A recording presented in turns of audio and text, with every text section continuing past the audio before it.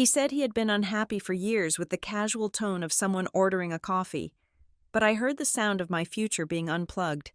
In that quiet room, I realized I was not saving a relationship.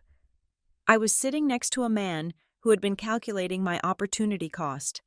I left that session with a ring in my pocket and a plan he would not see coming until it was far too late. My name is Eleanor Brooks. I am 36 years old. I live in a condo in Denver that smells perpetually of dry-cleaned suits and expensive candles. And until 20 minutes ago, I was getting married in 7 weeks. 7 weeks, 49 days, that is the kind of countdown that usually implies excitement. A frantic rush of final fittings and seating charts. For me, it felt like I was standing on a train track watching a locomotive barrel toward me in slow motion, paralyzed by the sunken cost of ticket prices. I sat on the beige mid-century modern sofa in Dr. Lila Hart's office, staring at a small water stain on the ceiling tile, while the white noise machine in the corner hummed like a distant highway. Beside me sat Glenn Coldford. He was wearing the slate gray sweater I bought him for Christmas, looking handsome and entirely vacant. The signs had been there, scattered like breadcrumbs leading into a dark forest. I just refused to pick them up.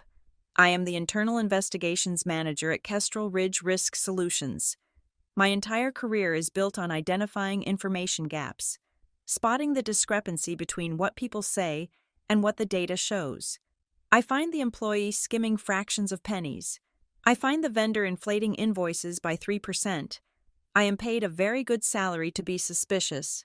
Yet, when it came to the man I had shared a bed with for 4 years, I was willfully blind. I treated his red flags like quirks. Glenn had been cold. Not the sudden, freezing cold of a fight, but a gradual lowering of temperature, like a house with a drafty window left open in winter. When I showed him the proofs for the invitations, he nodded without looking at the font. When we went to taste cakes, he said everything tasted like sugar and spent the hour checking his work email. When the floral quote came back $2,000 over budget, he just shrugged and said it was fine. His parents would cover it. He had stopped touching the small of my back when we walked through crowds. He had stopped asking how my day was. He existed in our apartment like a tenant who was waiting out a lease. But we were deep in the machinery of the wedding now. It was a beast we had built together, or rather, a beast I had built while he signed the checks his parents sent. The budget was a 3-way split. My parents had contributed a generous lump sum that represented years of their retirement savings. I had drained my own investment account to cover the deposits for the photographer and the band, and the Coldfords, Glenn's parents, had covered the heavy hitters, the venue, a restored industrial space in the Rhino Art District that cost more for one night than my first car, the catering, a farm-to-table concept that charged $60 a plate for roasted carrots, the lighting design, the open bar, the hotel block at the Crawford. We were tens of thousands of dollars deep. The momentum was a physical weight. You do not just stop a train that heavy because your fiancé seems a little distant. You tell yourself it is just stress. You tell yourself that cold feet are normal. You tell yourself that once the vows are said, the warmth will come back. This was our 4th session with Dr. Hart. We were here because I had insisted. I told Glenn we needed a tune-up before the big day. He had agreed with the enthusiasm of a man agreeing to a root canal. Doctor? Hart adjusted her glasses. She was a woman who radiated a calm, professional empathy that I usually found soothing. Today, it felt suffocating. She looked from me to Glenn, her hands folded over her notebook. "We are going to try something different today," she said, her voice soft but firm. "We often dance around the truth to keep the peace. I want you both to tell me one thing you have been hiding, one thing you have not said because you are afraid of the other person's reaction. No judgment, just truth. Eleanor, why don't you start?" I took a breath. The air in the room tasted recycled. I turned slightly to look at Glenn, but he was studying the threading on his jeans. "I am afraid you are not here anymore," I said. My voice shook. Just a little. I hated that sound. It sounded weak. I cleared my throat and continued, firmer this time. "I am afraid that you have checked out. You leave the room when I bring up the seating chart. You disappear for hours when we are supposed to be writing our vows. Last week, when the DJ called to finalize the playlist, you told him to just ask me because you did not care what music was playing. It makes me feel like I am dragging you toward an altar you do not want to stand at. I am scared that I am marrying a ghost. I stopped. My heart was hammering against my ribs. I had said it, the thing that had been keeping me awake at 3 a.m. I waited for him to reach for my hand. I waited for him to say I was crazy, that he was just stressed about work, that he loved me. Glenn did not move. He did not reach for my hand. He did not look at me. The silence stretched. It grew heavy and thick. I could hear the white noise machine. I could hear the ticking of the clock on Dr. Hart's desk. I could hear the blood rushing in my own ears. 10 seconds, 20 seconds. Doctor. Hart shifted in her chair, opening her mouth to prompt him, but Glenn finally spoke. He did not look at me. He looked straight ahead at the diploma on the wall. I have been unhappy for years, he said. The words hung in the air, simple and devastating. I felt a physical blow to my chest, like the wind had been knocked out of me. Unhappy for years, not weeks, not months, years. We had been together for 4. Then he finished the sentence, and the blow turned into a knife twist. I am only here because my parents already paid for the wedding. He said it so casually. He said it with the same tone he used when he told the barista he wanted oat milk instead of almond. I am only here because my parents already paid for the wedding. Doctor. Hart froze.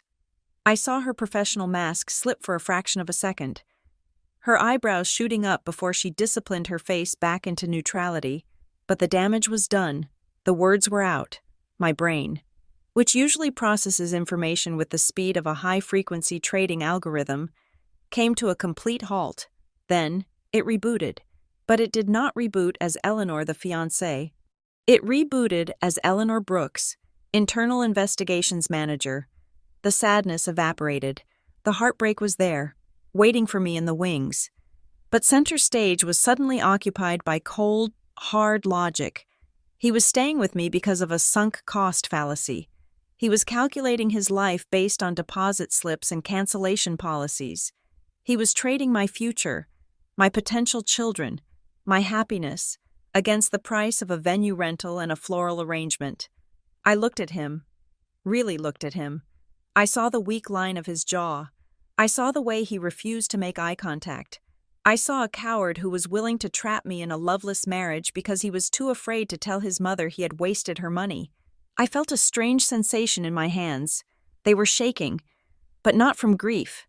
They were vibrating with adrenaline. I turned my body fully toward him. If the money was not an issue, I asked, my voice terrifyingly calm. If the checks had not cleared, if the deposits were refundable, would you be here? Would you be sitting in this room? Would you be marrying me in 7 weeks? Glenn did not answer.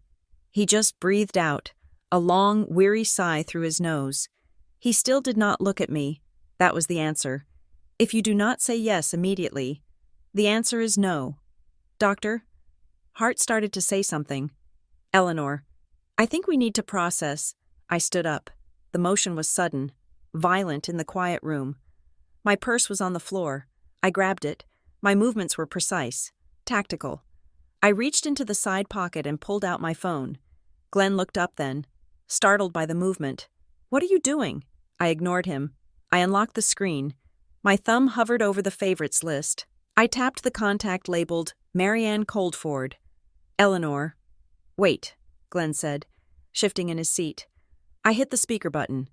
The dial tone seemed to last for a lifetime, ringing in the sterile air of the therapist's office. I held the phone out like a recording device, my hand steady, my knuckles white. Glenn was making a sound in his throat, a strangled sort of whimper that was pathetic for a man of 38. He looked at Dr. Hart, begging with his eyes for her to intervene, to remind me of the rules of the sanctuary, to stop the demolition of his life. But Dr. Hart sat frozen. She was a professional trained to mediate conflict, not to witness a controlled detonation. The gravity of what Glenn had just confessed, that he was using a marriage as a financial placeholder, had stripped the room of its usual protocols. She watched us with the intense, unblinking gaze of a witness to a crime. Then the ringing stopped. The line connected. Marianne Coldford's voice filled the room, amplified by the speakerphone. It was bright, cheerful, and completely oblivious to the fact that she was stepping onto a landmine. "Hello, Eleanor. Is everything all right?" I did not give Glenn a second to breathe.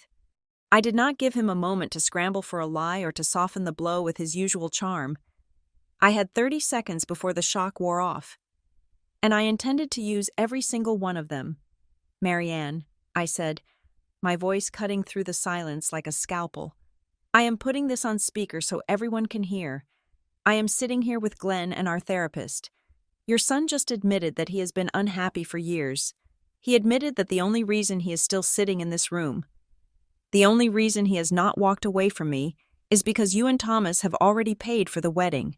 I paused for a microsecond, just enough to let the words land, but not enough for an interruption.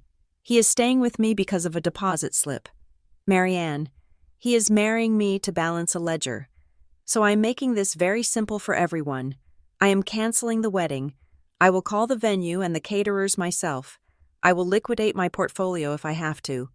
I will refund every single dollar you and Thomas have contributed. I am removing the price tag from this relationship, so your son no longer has an excuse to pretend he loves me." There was a silence on the other end of the line that was heavier than anything I had ever felt. It was a vacuum. Glenn lunged forward then, his face slick with a sudden sheen of sweat. He leaned toward the phone, his voice pitching up into a desperate, jovial register that sounded terrifyingly fake. "Mom, listen," he stammered, his hands waving uselessly in the air. "Eleanor is very upset right now. We are in a high-emotion session. She is taking things out of context. It is just the stress of the planning. You know how she gets. She is spiraling a bit." He looked at Doctor. Hard again, silently pleading for backup. "Tell her," his eyes screamed. "Tell her this is just a breakdown." But Doctor, Hart remained statuesque. She knew what I knew. She knew that what Glenn had said about being unhappy for years was not a symptom of stress. It was a confession of long-term deceit. To intervene now, to help him gaslight his mother, would be an ethical violation of the highest order. She stayed silent, her pen hovering over her notebook. Her eyes locked on the phone in my hand. Glenn turned back to the phone, desperation clawing at his throat. "Mom, we are just working through some cold feet. Eleanor is Glenn." "Shut up." The voice that came from the speaker was not the cheerful, linen-shopping Marianne I knew. It was not the woman who sent me recipes for keto lasagna or bought me cashmere scarves for Christmas. It was a voice of absolute, terrifying authority. It was low, sharp, and cold as ice. Glenn's mouth snapped shut. The silence that followed was instant and total. I stared at the phone. I had expected anger. I had expected her to defend her golden boy. I had expected her to ask me why I was being so dramatic or to suggest we all sleep on it. I had expected the wagon-circling behavior of a wealthy family protecting their own. I did not expect her to sound like she was speaking to a hostile witness. "Marianne," I asked, my voice wavering for the first time. Marianne ignored me. She was speaking directly to her son, her voice trembling with a suppressed rage that I could feel vibrating through the plastic casing of my phone. "You told us she was unstable." "Glenn," the words hung in the air, foreign and confusing. I frowned, looking at the device as if it had malfunctioned. "Excuse me," I asked. Marianne continued, her words coming faster now, fueled by a realization that was evidently crashing down on her in real time. "You came to us 6 months ago. Glenn, you sat at our kitchen table, and you told us that Eleanor was having a crisis. You told us she was fragile. You said she needed this wedding to feel grounded. You said she was depressed, that she was struggling at work, and that canceling the plans would destroy her mental health." I felt the blood drain from my face. My knees, which had been locked and steady, suddenly felt like water. I sank back down onto the beige sofa, not because I chose to, but because my legs refused to hold me. I looked at Glenn, He was not looking at the phone. He was staring at the carpet, his face a mask of gray ash. Marianne's voice rose, cracking with indignation. You told us that paying for the wedding was an act of support for her. You made us believe we were saving her. Glenn, you made us feel guilty for even questioning the cost because you said your fiancé was on the brink of a breakdown. The room spun. The pieces of the last 6 months slammed into place with the force of a car crash. The way Marianne had looked at me during Thanksgiving, with that soft, pitying gaze, the way Thomas had gently asked me if I was handling the pressure of my job okay, the way Glenn's sister had sent me links to meditation apps and wellness retreats. They did not think I was a bride. They thought I was a patient. Glenn had not just lied about loving me. He had constructed an entirely different reality for his family. He had painted me as a broken, unstable woman who needed a party to keep her from falling apart, all so he could secure the funding he needed without question. He had weaponized their empathy. He had turned my character into a tragedy so he could access their checkbook. I am the internal investigations manager at Kestrel Ridge. I have seen embezzlement schemes that were less calculated than this. I have seen corporate fraud that required less storytelling. I looked at the man sitting 2 feet away from me. He was a stranger. No, he was worse than a stranger. A stranger is a blank page. Glenn was a page full of lies written in my name. Marianne, I whispered, my voice barely audible. I never said that. I have just been promoted. I am handling the biggest caseload in my department. I have never been more stable in my life. I know, Marianne said. Her voice was quieter now, heavy with a profound disappointment. I can hear it in your voice. Eleanor, I can hear the clarity. My son is the one who sounds like he is drowning. She took a breath, a sharp intake of air that sounded like a judge preparing to deliver a sentence. Glenn, she said. Glenn did not answer. He was hunched over, his elbows on his knees, his head in his hands. I warned you, Marianne said. I told you 3 years ago. Do not turn a wedding into a cover. A cover. The word floated in the air, distinct and dangerous. A cover for what? My investigator brain snatched the word and filed it away instantly. You do not use the word cover unless there is something to hide. You do not warn someone about a cover unless there is a history of concealment. Glenn looked up then, his eyes wide and terrified. Mom, stop, please. Marianne ignored him. She addressed me, her tone shifting to something formal, almost businesslike. Eleanor, keep your money. We do not want your refund. If we took your money, it would imply that this was a transaction between you and us. It is not. This is a debt my son incurred. But Marianne, $30,000 is, I started. No, she cut me off. Do not send a check. Do not transfer a cent. You walk away. Eleanor, you walk away and you keep your savings. This is not your mess to clean up. She paused, and the silence that followed was terrifying. I will deal with my son myself, she said. The line went dead. The click of the disconnection was louder than a gunshot. I lowered the phone slowly, placing it on the cushion beside me. The screen went dark, reflecting the fluorescent lights of the office. For a long minute, nobody breathed. The air conditioner hummed.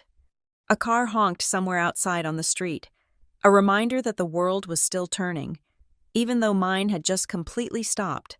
I looked at Glenn. He was still hunched over, but he had turned his head to look at me. His face was stripped of everything the charm, the indifference, the casual arrogance. It was naked, and for the first time in 4 years, I saw fear. It was not the fear of a man losing a woman he loved. It was the fear of a man whose safety net had just been slashed. He looked at me, and he realized that I was no longer the safe harbor he had anchored his lies to. I was the storm. He opened his mouth to speak, but I held up a hand. My hand was steady again. The shaking had stopped. I did not ask him what cover meant. I did not ask him why he had told them I was crazy. I did not ask him how he could sleep next to me every night while painting me as a charity case to his parents. Asking questions implies you want to understand the answers. I did not want to understand him. I wanted to dismantle him. I stood up. I smoothed the fabric of my skirt. I picked up my purse. "Doctor. Hart," I said, my voice calm, professional. The voice I used when I presented evidence to the board of directors. "I believe this session is over. Please bill my insurance for the full hour." "Doctor." Hart nodded, her eyes wide. "Eleanor, do you have someone to call? Do you have a safe place to go?" I looked at Glenn one last time. He looked small. He looked like a bad investment that I had finally written off. "I am fine," I said. "I have never been more stable." I walked to the door. I could feel Glenn's eyes on my back, burning with panic. He wanted me to scream. He wanted me to cry. He wanted me to give him the emotional reaction he had sold to his parents, so he could say, "See, she is unstable." I gave him nothing. I opened the door and walked out into the hallway. The reception area was quiet. A magazine lay on the table, advertising honeymoon destinations. I walked past it. I pushed open the heavy glass door of the building and stepped out into the Denver afternoon. The sun was shining. The air was crisp and thin. People were walking their dogs. A delivery truck was idling at the curb. It was a Tuesday. I stood on the sidewalk and took a deep breath. It hurt. It felt like my lungs were expanding into a space that had been compressed for years. I reached into my pocket and touched the cold metal of the engagement ring. I did not take it off. Not yet. I walked to my car, my heels clicking a steady rhythm on the pavement. My mind was already moving. I was not thinking about the wedding dress hanging in my closet. I was not thinking about the guests I had to notify. I was thinking about the word cover. I was thinking about the panic in Glenn's eyes when his mother mentioned it. I was thinking about the fact that Marianne Coldford, a woman who strictly adhered to social etiquette, had just refused a $40,000 refund because she knew something I did not. I unlocked my car and sat in the driver's seat. I did not start the engine immediately. I sat there, watching a woman push a stroller across the parking lot. Glenn had lied to his parents to get money. He had lied to me to keep me. He had used my name and my reputation to build a shield around himself. I pulled my phone out again. I did not call my mother. I did not call my best friend. I opened my email app. I searched for the folder labeled Wedding Contracts. I needed to see the paper trail. Marianne had said cover. A cover hides something. You do not need a cover for a wedding. You need a cover for a crime, or a debt, or a secret that ruins you. I started the engine. The radio came on, playing a pop song about heartbreak. I turned it off. I preferred the silence. I was not heartbroken. I was investigating, and I had just been handed the first lead. I drove for 40 minutes without knowing where I was going. My body was operating on a strange autopilot. The kind that allows you to merge onto the highway and navigate rush-hour traffic while your brain is completely detached from your hands. I did not go to my mother's house. I did not go to my best friend's apartment. I drove in meaningless circles around downtown Denver, watching the city blur into streaks of red taillights and white street lamps. Eventually, I pulled into the parking lot of a 24-hour supermarket off Spear Boulevard. I parked in the back, away from the entrance, under a flickering sodium vapor light that cast a sickly orange glow over the hood of my car. I turned off the engine. The silence that rushed in was heavy, pressing against the windows like water. I sat there for a long time, staring at a discarded shopping cart that had been shoved against a curb. I waited for the tears. I waited for the heaving sobs, the screaming, the pounding on the steering wheel, the cinematic breakdown that is supposed to happen when your life implodes. But nothing came. Instead of sadness, I felt a terrifying numbness. It started in my fingertips and worked its way up my arms, settling in my chest like a block of dry ice. It was a cold, clinical detachment. I looked at my reflection in the rearview mirror. My mascara was not running. My eyes were not red. I looked exactly the same as I had when I walked into Dr. Hart's office an hour ago. That terrified me more than the grief. It felt like I was looking at a shell. My phone, which I had tossed onto the passenger seat, began to vibrate. It had been buzzing intermittently during the drive, but now it was a continuous, angry spasm against the leather upholstery. The screen lit up the dark cab of the car with names that used to bring me comfort. Glenn, Paige Coldford, Mom, Glenn, Sophie Maid of Honor, Glenn.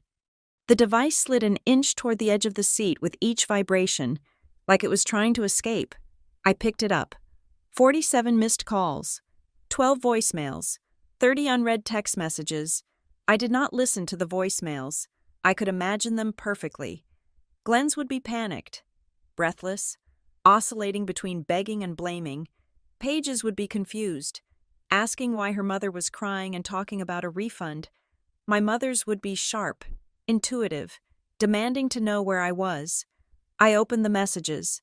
Glenn's texts were a wall of blue bubbles. Eleanor, please pick up.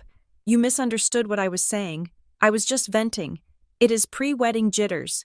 Don't do this to us. My mom is freaking out. Please just tell her we had a fight. I love you. You know I love you. I read the words I love you and felt bile rise in my throat. It was not the lie that made me sick. It was the strategy. He was not texting me because he was heartbroken. He was texting me because he was losing containment. He was a PR manager trying to spin a disaster, not a man trying to save a heart. I typed one message. I did not address it to anyone specific. I copy-pasted it to Glenn, my mother, and Paige. The wedding is off. I am safe. I will not be speaking to anyone tonight. Do not come to the apartment. Then I put the phone on Do Not Disturb and placed it face down on the center console. I leaned back and closed my eyes.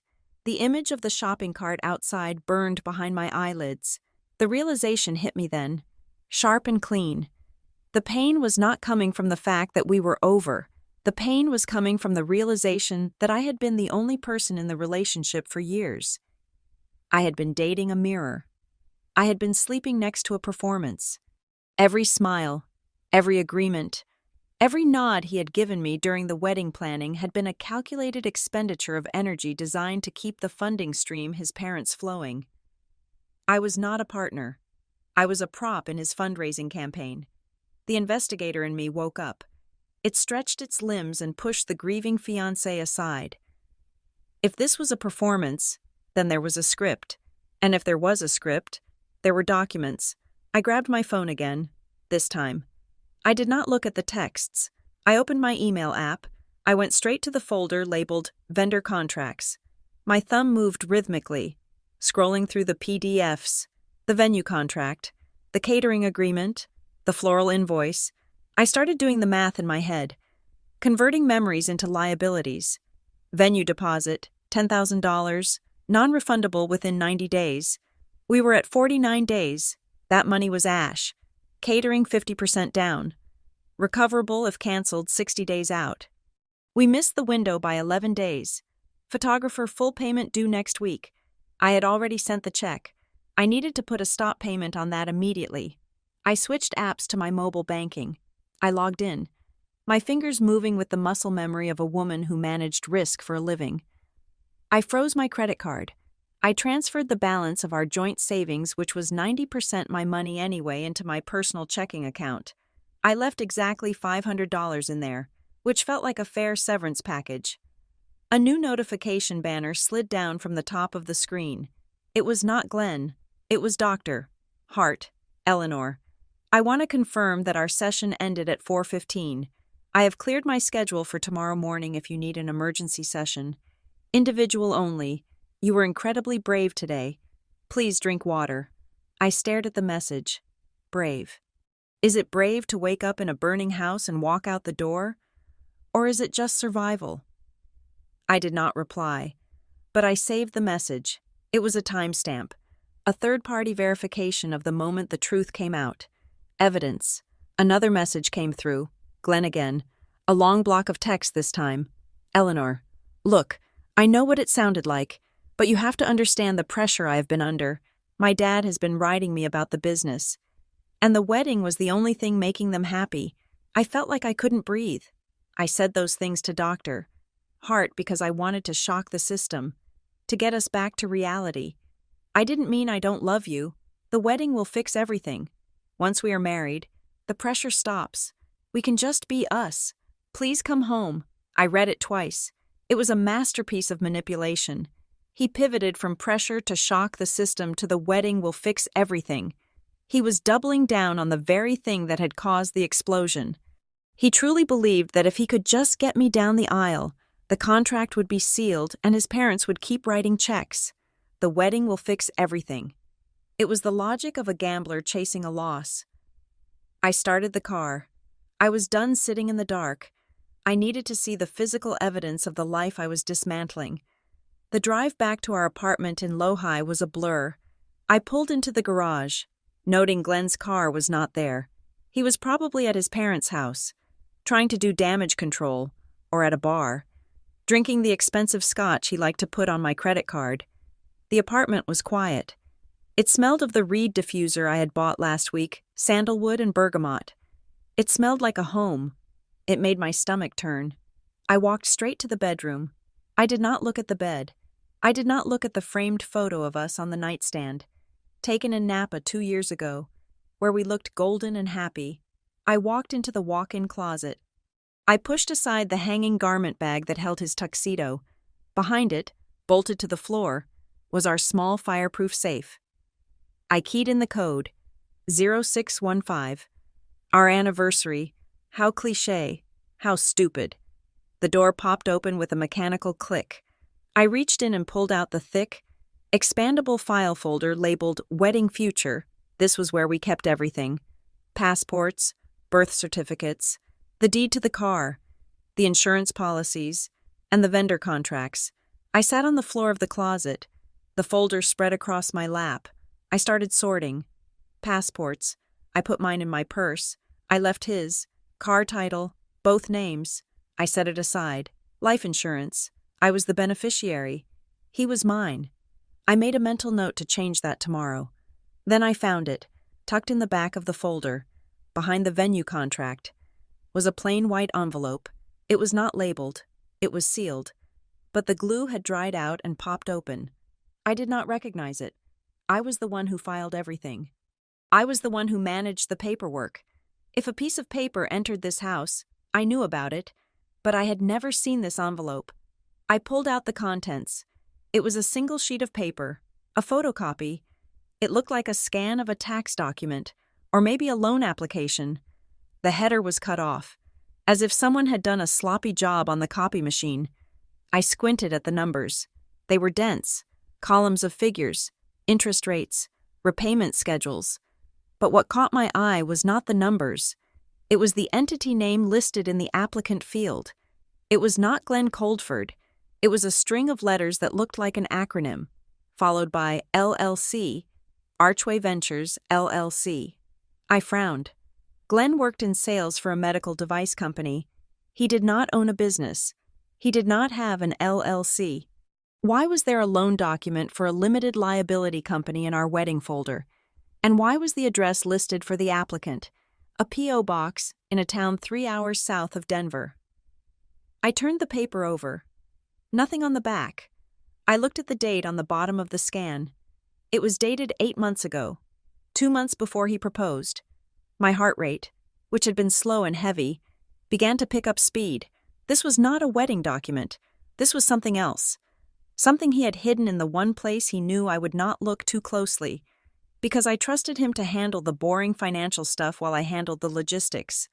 I took a picture of the document with my phone, then I slipped it into my purse. I was about to stand up when my phone pinged again. A simple, cheerful chime that usually signaled a coupon or a newsletter. I glanced at the screen. It was an email notification. Subject: confirmation of billing address change. Sender: Klarna. Pay later. I froze. I did not use Klarna. I paid for everything in full. I hated debt. It was a rule I lived by. I opened the email. Hello, Eleanor. This email is to confirm that the billing address associated with your account has been successfully updated to P.O. Box 449 Pueblo, Colorado, Pueblo, the same town listed on the weird LLC document I had just put in my purse. The air in the closet suddenly felt very thin. I sat there on the floor, surrounded by my designer shoes and his dry-cleaned shirts, and I felt the cold realization wash over me. This was not just about a wedding. This was not just about him lying to his parents to get them to pay for a party. Glenn had access to my social security number. He had access to my email passwords. He had access to my entire digital life. I checked the time of the email. 8:43 p.m., 2 minutes ago. He was not at a bar. He was not at his parents' house crying. He was somewhere online, frantically trying to move things. He was changing addresses. He was hiding trails. He knew I had just declared war, and he was trying to bury the bodies before I got to the graveyard. He thought I was just an angry fiancé. He thought I was heartbroken and emotional, and that I would spend the night crying into a pillow. He thought he had time. He forgot who I was. He forgot that I spent 40 hours a week tracking down people who thought they were smarter than the system. I looked at the screen of my phone. The notification was still there, glowing innocent and white. A strange sensation bloomed in my chest. It was not numbness anymore, and it definitely was not sadness. It was a cold, sharp, metallic thrill. He had made a mistake. He had moved too fast. By changing the address after the breakup, he had just flagged the account to me. If he had left it alone, I might not have noticed it for weeks, but in his panic to hide it, he had handed me the shovel. I stood up. I dusted off my skirt. I grabbed the entire accordion folder of documents and tucked it under my arm. I walked out of the closet and into the kitchen. I grabbed my laptop bag. I grabbed my charger. I was not staying here tonight. This apartment was compromised, but I wasn't running away either. I looked at the phone in my hand, at the text from Glenn where he said, "The wedding will fix everything." No, Glenn, the wedding was your cover story. You wrote a script where I was the fragile, dependent bride and you were the savior. You used that story to sell a lie to your parents and to steal a life from me. But the thing about stories is that they only work if the audience buys into them. I unlocked the deadbolt on the front door. If you wanted to turn my life into a piece of fiction, I thought, stepping out into the cool night air, then I am going to return the favor. I am going to write the ending, and I am going to write it with evidence. The text message arrived at 8 in the morning while I was sitting in a generic armchair in a hotel room downtown. I had checked in late last night, paying with a credit card I knew Glenn did not have access to. The screen lit up with a name that used to mean safety, authority, and family dinners on Sundays. Thomas Coldford. The message was brief, devoid of the flowery apologies or emotional manipulation that defined his son's communication style. Give me 20 minutes. I am at the coffee shop on 13th and Pennsylvania. Not to ask you back, just to speak. I stared at the phone. My instinct was to ignore it. I had already severed the limb. There was no point in poking at the wound. But Thomas was not Glenn. Thomas was a man who measured his words as carefully as he measured the structural integrity of the buildings his firm designed. If he wanted 20 minutes, it was because he had something heavy to carry. I put on the same clothes I had worn yesterday. I did not have the energy to care about my appearance. I felt like a ghost haunting my own life, moving through the motions of a morning routine that no longer had a purpose. I brushed my teeth. I tied my hair back. I drove to Capitol Hill. The coffee shop was one of those places that smelled of roasted beans and old wood, quiet enough for secrets, but public enough for safety. I saw Thomas immediately. He was sitting at a small table in the back corner, away from the window. He was wearing a suit, as he always did, but the tie was slightly loosened, a detail so uncharacteristic it felt like a scream. There was no coffee in front of him, no water, no phone. He was just sitting there, his hands clasped on the table, staring at the grain of the wood. He looked 10 years older than he had at Christmas. I walked over. He stood up when he saw me, a reflex of old-school manners that survived even catastrophe. "Eleanor," he said. His voice was rough, like he had not slept. "Thomas?" I replied. I did not sit immediately. I stood there, holding my purse like a shield. "Please," he said, gesturing to the chair opposite him. 20 minutes. That is all I ask." I sat down. The wood of the chair was hard beneath me. The barista glanced at us, sensed the radioactive tension, and decided not to come over. I brought the check, I said, reaching for my bag. I had written it out in the hotel room. $32,000. It was nearly every liquid asset I had access to without touching my retirement. But I wanted the debt gone. I wanted the Coldford name off my ledger. Thomas raised a hand. It was a sharp, commanding gesture. Put it away. Eleanor, it is your money.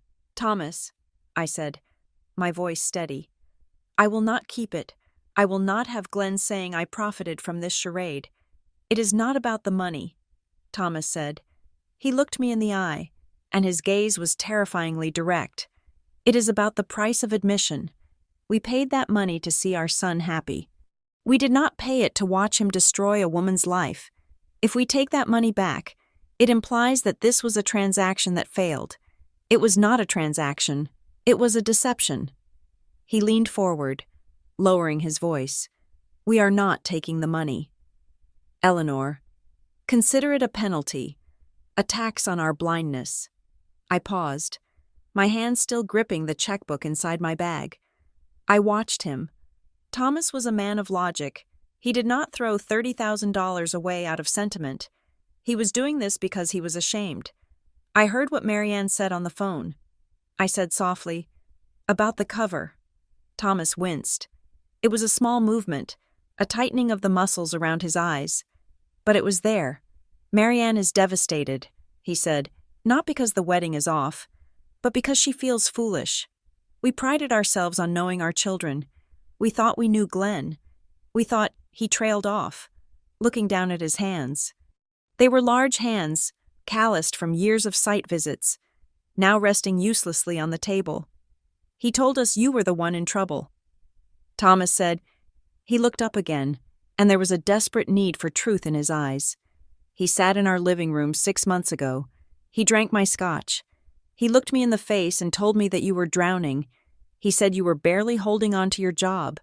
He said you were depressed. He said you needed this wedding to feel like you had a future.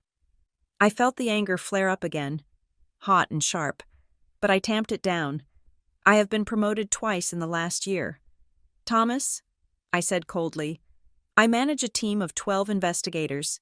I am the most stable person Glenn knows. I know, Thomas said. We know that now. But Glenn, he has a gift. He knows exactly where to press to get what he wants. He knew Marianne would never turn her back on a woman in crisis. He knew I would never refuse to help my son support his future wife. He weaponized our values against us. He took a deep breath, and for a moment, the mask of the stoic father slipped completely. I am sorry. Eleanor, I am deeply, profoundly sorry that we helped him trap you. It was not the apology of a man trying to save face. It was the apology of a man who realized he had been an accomplice to a crime.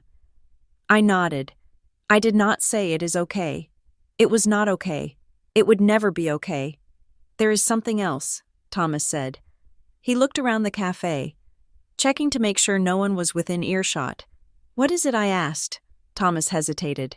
He looked like he was debating breaking a sacred vow. He rubbed his face with his hand. Glenn is not just a liar. Eleanor, he is untethered. I frowned. What does that mean? Thomas sighed. It is not the first time he has done this.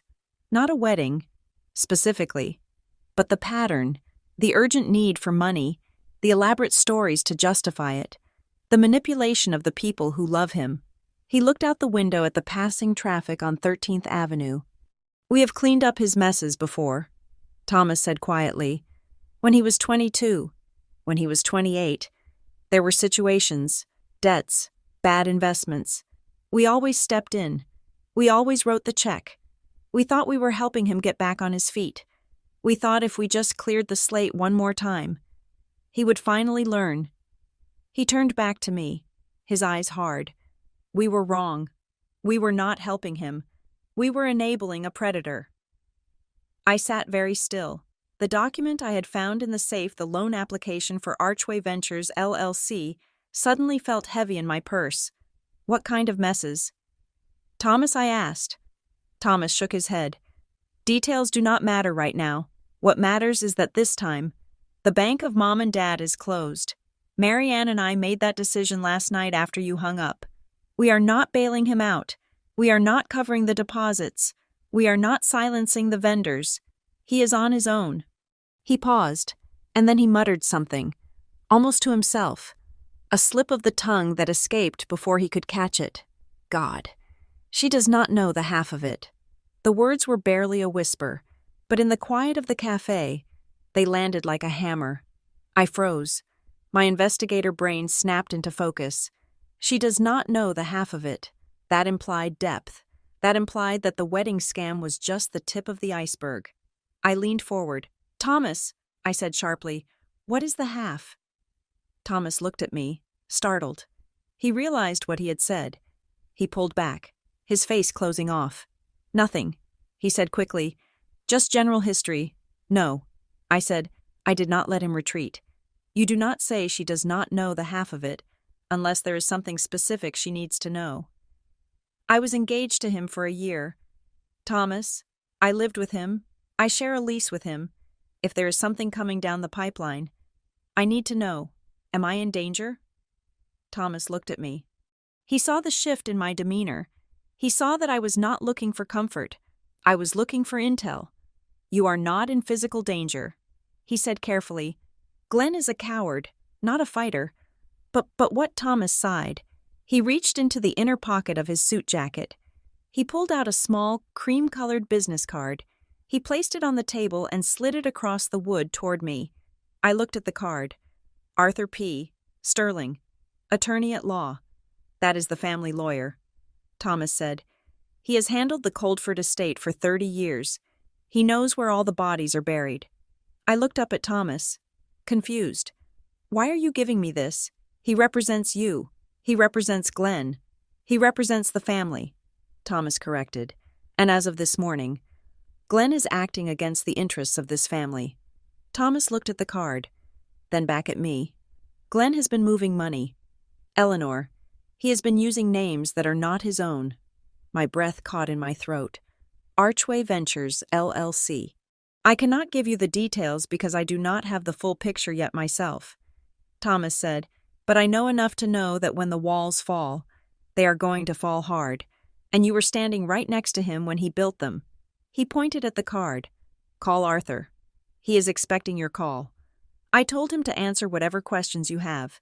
I told him that protecting you is more important than protecting Glenn's reputation. I stared at the man across from me. He was handing me the weapon to destroy his own son. It was an act of ruthless morality. It was Abraham binding Isaac.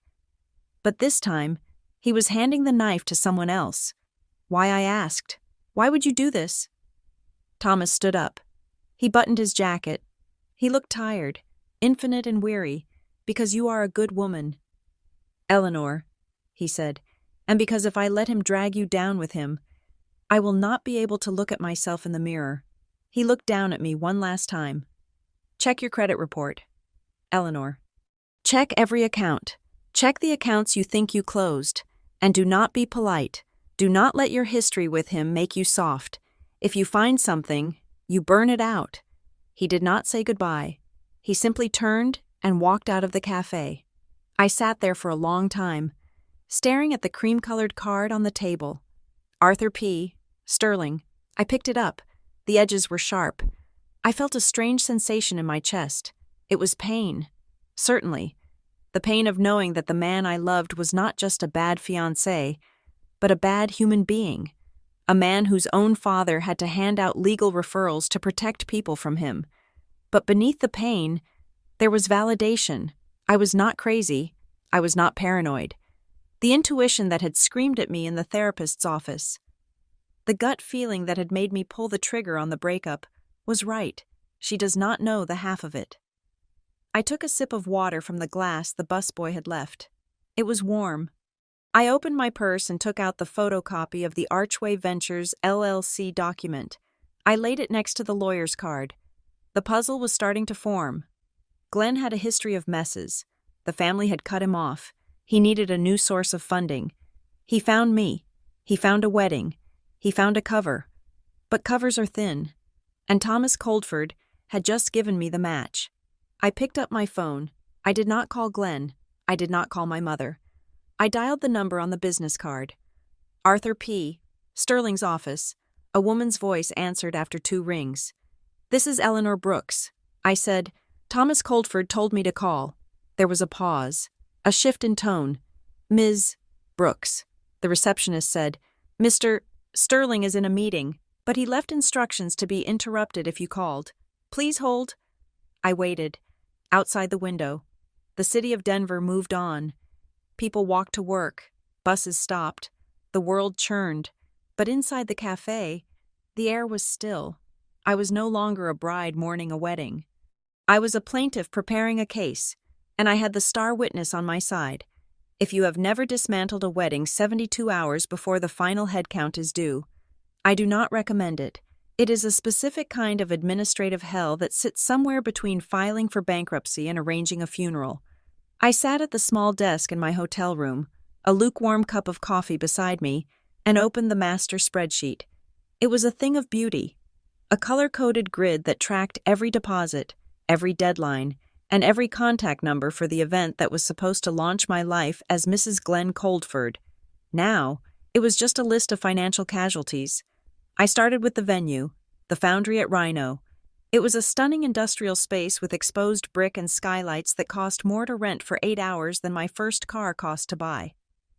I called the event coordinator, a woman named Sarah, who had spent the last 6 months telling me my vision was organic and timeless.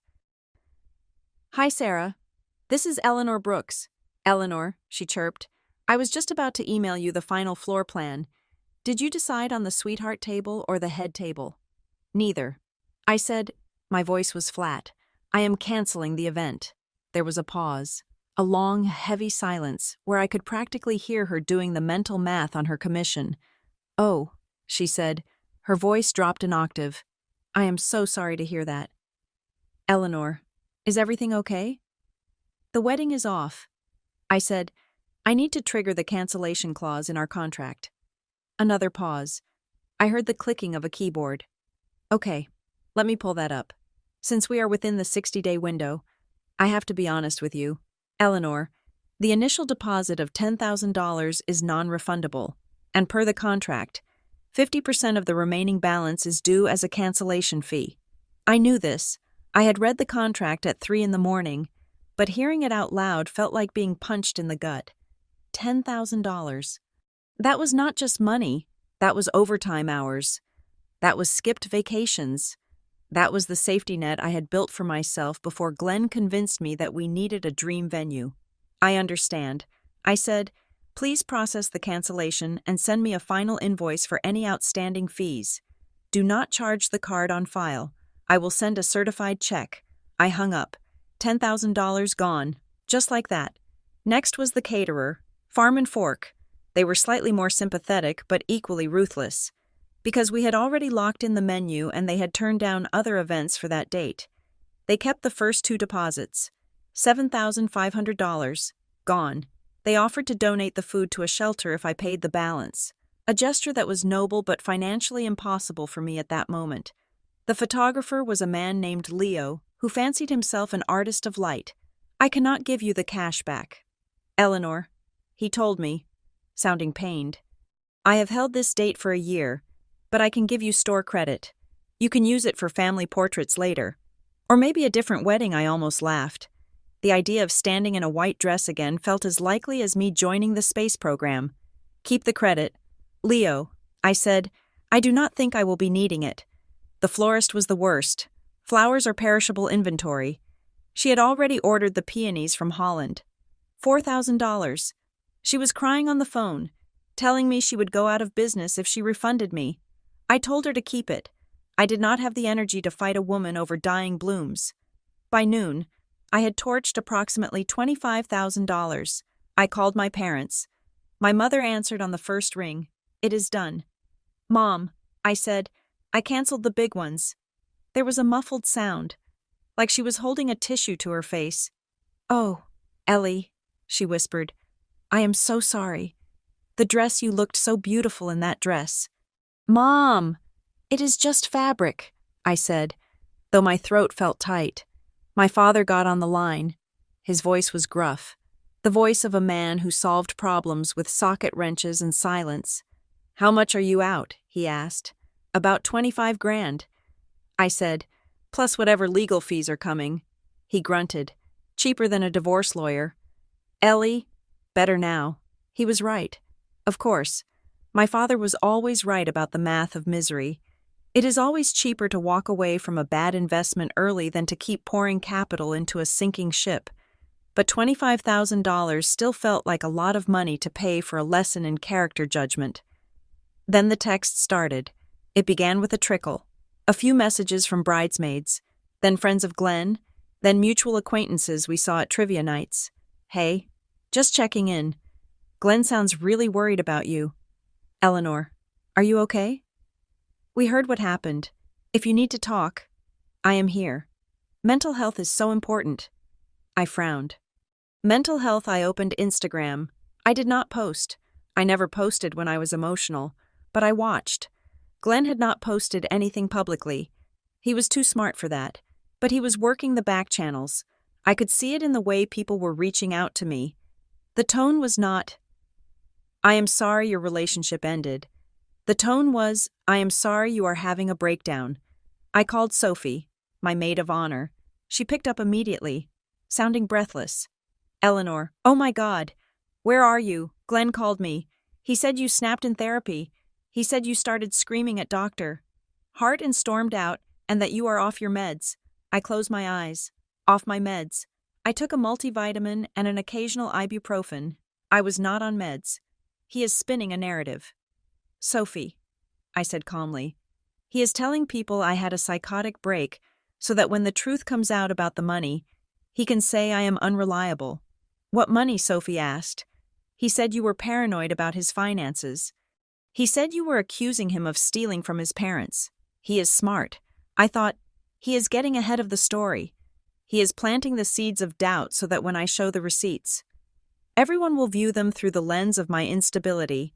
It is classic gaslighting, scaled up to a social network. I am not paranoid. Sophie, and I'm not screaming.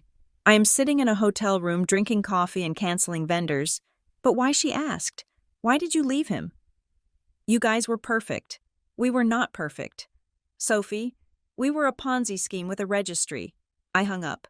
I did not have the energy to explain it to her. Not yet. The court of public opinion moves faster than the court of law, and Glenn was winning the opening arguments because he was willing to lie. I was not. I made a rule for myself right then. I would not post a status update. I would not write a cryptic quote about betrayal on my story. I would not argue with people in the comments. I opened a new folder on my laptop. I named it the timeline. I started logging everything. January 29th, 4:15 p.m. Session ends. January 29th, 8:30 p.m. Address change notification. January 30th, 9 a.m. Cancelled venue. January 30th, 11 a.m.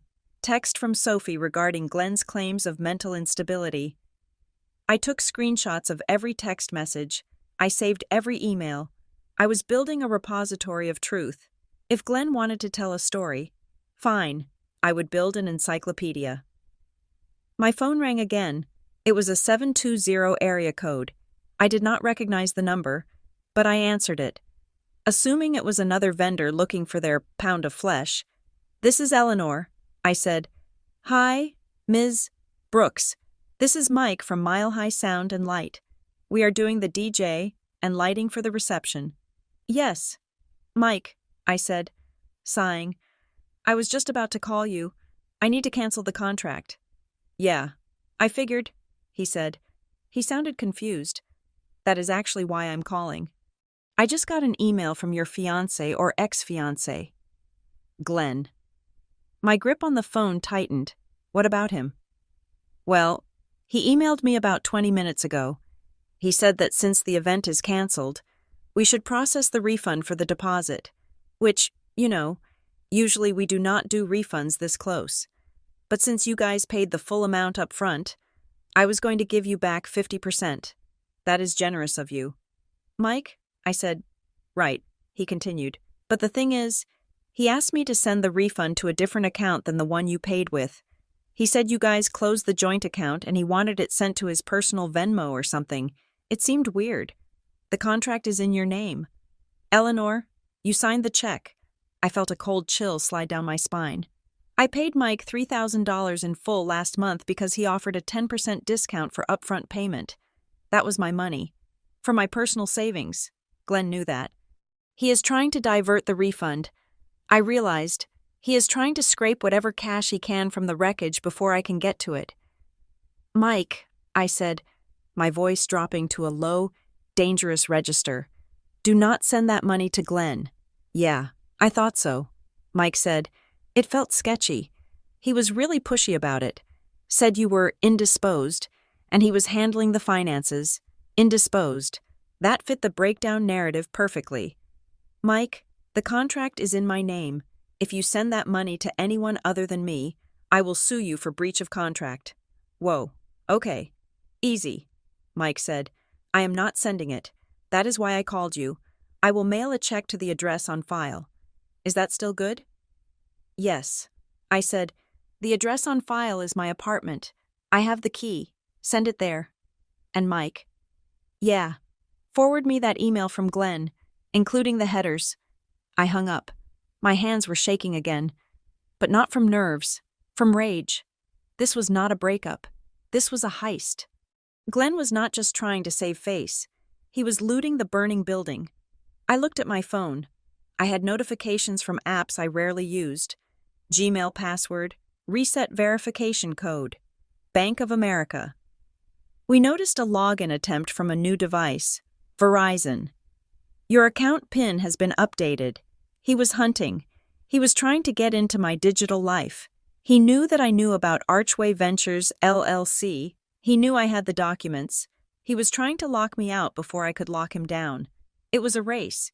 And he had a head start because he knew my mother's maiden name and the name of my first pet.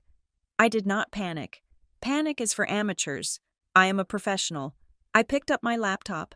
I logged into my password manager. I generated a new master password. A string of 20 random characters that no human could guess. Then I went to the bank. I called the fraud department at Bank of America. I did not navigate the automated menu. I pressed 0 until I got a human. Department of Fraud. How can I help you? My name is Eleanor Brooks. I said, my social security number is. I gave him the details. I believe my identity is being compromised by a former domestic partner who has access to my personal information. I need to place a verbal password on my account. No one accesses this account without the word. Okay, Ms. Brooks, what would you like the password to be? Archway. I said, excuse me, Archway. Archway. It was petty. I admitted that. But if Glenn ever tried to call in and guess the password, I wanted him to know exactly why he was locked out. Done. The agent said. Anything else? Yes. I said, I want to freeze my credit report with all 3 bureaus. Experian, TransUnion, Equifax. I want a total lockdown. No new inquiries. No new loans. If anyone tries to open a credit card in my name, I want the application to die on the spot. I can help you with the bank side, but you will need to contact the bureaus for the freeze. But I can flag your current accounts for suspicious activity. Do it, I said. I spent the next hour fortifying my digital castle. I changed every password. I set up 2-factor authentication on everything to go to an authenticator app, not my phone number, just in case he tried to swap my SIM card. I revoked access to all authorized users. By 2 o'clock in the afternoon, I was exhausted. My eyes burned. My bank account was lighter by thousands of dollars in lost deposits. My social circle was fracturing as Glenn's lies took root, but I was secure. I looked at the spreadsheet again. I added a new tab. I called it Evidence of Fraud. I pasted the email from Mike the DJ. I pasted the screenshots of the password reset attempts. I pasted the chat log with the bank agent confirming the security lockdown. I stared at the screen. Glenn thought he was fighting a romantic battle. He thought he could win by making me look emotional and unstable. He thought that if he told enough people I was crazy, my truth would not matter. He was wrong. I do not need to be liked. I whispered to the empty hotel room. I do not need to be sympathetic. I picked up the photocopy of the Archway Ventures loan application I had found in the safe. I do not need to win with emotion. I said, I win with the file. and the file was getting thicker by the hour. The sun was beginning to set over the Rockies, casting long, bruised shadows across the carpet of my hotel room. I had been staring at the spreadsheet on my laptop screen for so long that the lines of the grid seemed to be permanently burned into my retinas. The list of canceled vendors was growing, a column of red text that represented the systematic dismantling of a future I had spent 12 months building. My phone buzzed on the nightstand. I looked at the screen, expecting another vendor pleading for a retainer or a friend asking if the rumors about my mental health were true. But the name on the screen was Paige Coldford, Glenn's cousin. I hesitated. Paige was the nice Coldford. She was a kindergarten teacher who knitted blankets for her friends' babies and always sent handwritten thank you notes. She was the one member of the family who seemed immune to the toxic ambition that ran through the Coldford bloodline like a genetic defect. If she was calling, it was either to mediate peace or to deliver a message from the family stronghold. I picked up. "Hello, Paige," I said. My voice was raspy. I realized I had not spoken out loud in 3 hours. "Eleanor." Her voice was small, breathless. She sounded like she was hiding in a closet. "I am not supposed to be doing this. Marianne told everyone to cut contact. She said it is a legal matter now." "Then why are you calling?" I asked. I did not have the energy for pleasantries. "Because it is not right," Paige whispered. "I heard what Glenn is saying about you. I saw the group chat. He is telling everyone you had a breakdown. He is saying you are dangerous. I am not dangerous. Paige, I am just accurate." "I know," she said. "That is why I'm calling. You need to know something." I sat up straighter, the investigator in me overriding the exhaustion. "What do I need to know?" Paige took a jagged breath. "He's been planning this for a long time. Eleanor, not the breakup, the narrative." "What do you mean?" "Last summer, at the 4th of July barbecue at Uncle Thomas's lake house," Paige said, "you were inside helping Marianne with the potato salad. Glenn was out on the deck with the guys. He had a few beers. I was sitting on the swing, reading. I do not think he saw me." "Go on." "One of his frat buddies asked him how he could afford the wedding and the new car and the lease on the apartment all at once, considering his sales numbers were down. And Glenn laughed." Paige said, "It was that laugh he does when he thinks he is the smartest person in the room. He said, 'Do not worry about it. The wedding is going to save the balance sheet.'" I felt a cold prickle on the back of my neck. "The balance sheet," I repeated. "Yes, that is exactly what he said. This wedding is going to save the balance sheet." I gripped the phone tighter. Weddings do not save balance sheets. Weddings destroy balance sheets. They are a massive expenditure of capital with zero financial return on investment. Unless the wedding was a fundraising event. I asked him about it later. Paige continued. "When he was sobering up, I asked him what he meant. He got really weird. He told me I misheard him. But then he said something strange. He said, 'Paige, sometimes you have to borrow a little credibility to pay for a little reality.' Borrow credibility." The phrase tumbled around in my brain, unlocking a series of doors I had not realized were closed. "Did he say anything else?" I asked. Paige hesitated. "I think he is in trouble. Eleanor, real trouble. There have been rumors in the family for a while. Uncle Thomas has been bailing him out of little things for years. But this felt different. We started seeing letters. What kind of letters? Mail that came to the lake house by mistake. Debt collection stuff, but not addressed to Glenn Coldford. Who were they addressed to?" "That is the thing." Paige said, "They were addressed to companies, but Glenn was the one who grabbed them. I saw one once. It had a weird name, like an acronym. Was it Archway?" I asked. The line went silent. "Paige, how did you know that?" she whispered. "Because I found a loan application for Archway Ventures, LLC, in our safe last night." I said, "Oh God." Paige said, "Then it is real. Eleanor, listen to me. Last Thanksgiving, I saw him on his laptop. He left it open when he went to the bathroom. I glanced at the screen. I was not trying to snoop, I swear. But I saw an email. It was not his work email, and it was not the Gmail account you guys share. What was the address? It was operations at archwayventures.com. She said, "But the name on the signature, it wasn't Glenn. Who was it?" "It was Isaac." "Isaac?" I frowned. "Who is Isaac?" "That is the thing." Paige said, "We do not know an Isaac, but that is the name he was using to sign the email, and he was writing to a vendor." "A vendor? Which vendor?" "I think it was the lighting guy." She said, "Or maybe the tent rental. I do not remember, but he was negotiating a payment schedule. He was asking to push a payment back because he said my client is waiting on funds. He was pretending to be his own business manager." I realized he was creating a layer of separation. Isaac was the bad cop who delayed payments, so Glenn could remain the charming groom. "Paige," I said, my voice steady, "you have just given me something very important. I am scared." "Eleanor," she said, "if he finds out I called you, he won't." I said, "Delete this call from your history. Block my number if you have to. You did the right thing." I hung up. I did not move for a full minute. I let the information settle, organizing it into the case file in my mind. Glenn was not just spending money he did not have. He was operating a shell company. He was using a pseudonym Isaac to conduct business, and he viewed our wedding as a liquidity event that would save his balance sheet. How does a wedding generate cash refunds? The answer hit me like a slap.